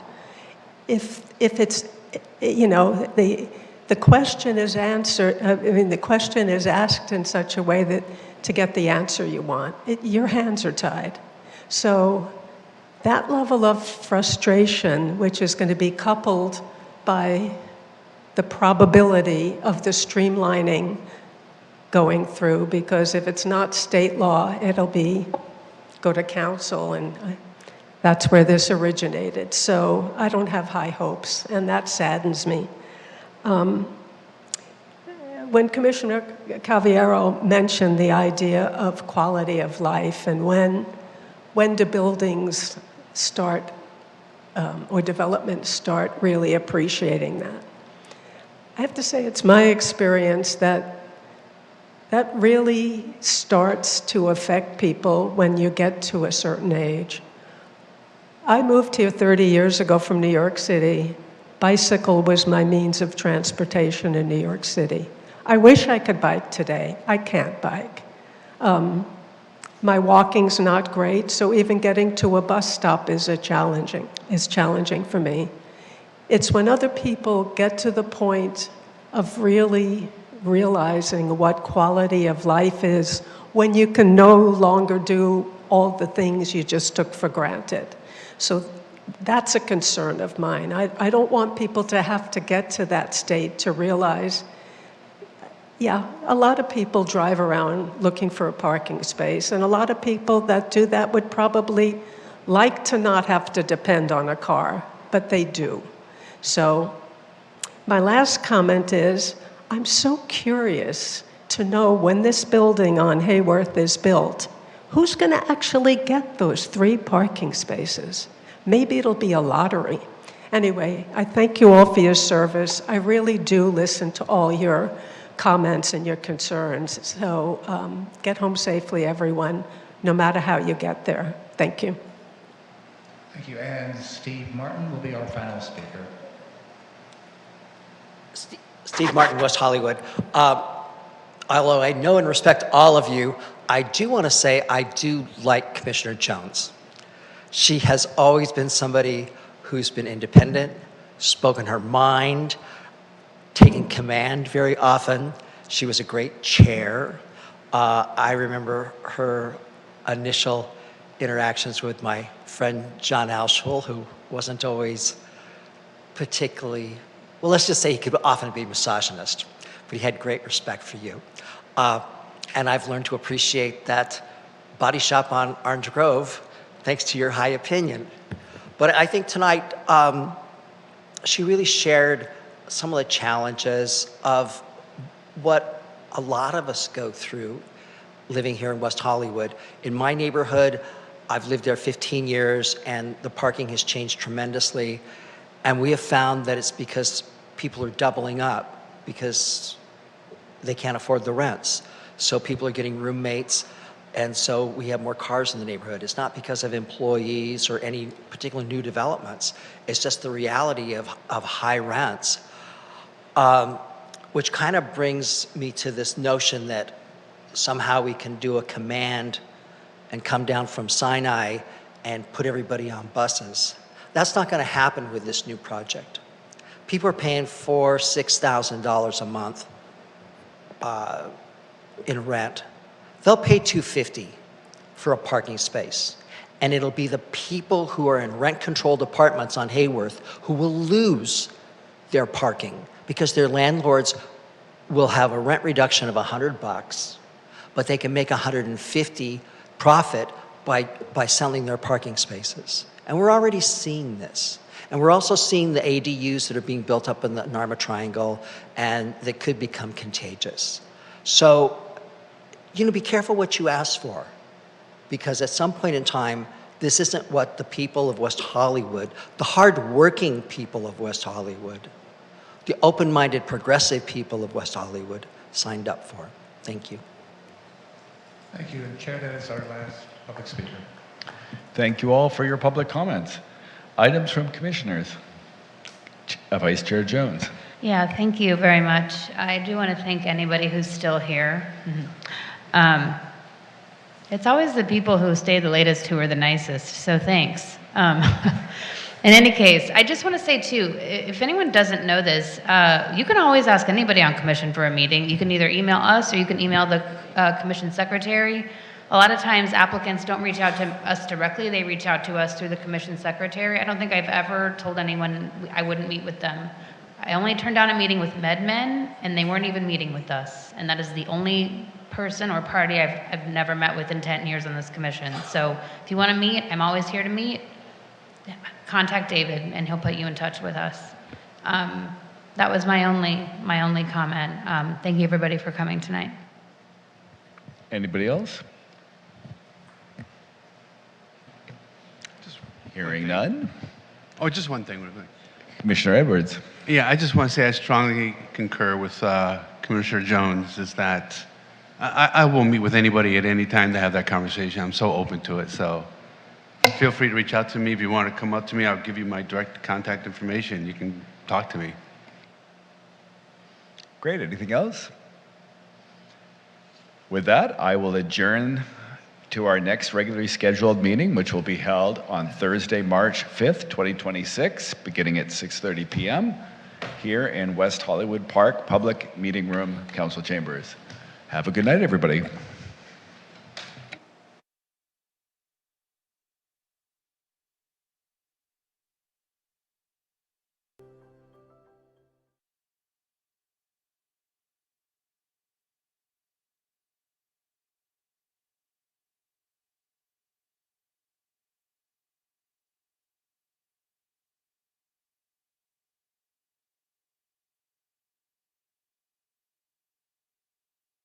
Kahisa, and the name of my project is Choreography for Picketers. The inspiration behind Choreography for Picketers is because we're in very challenging times and we must protest.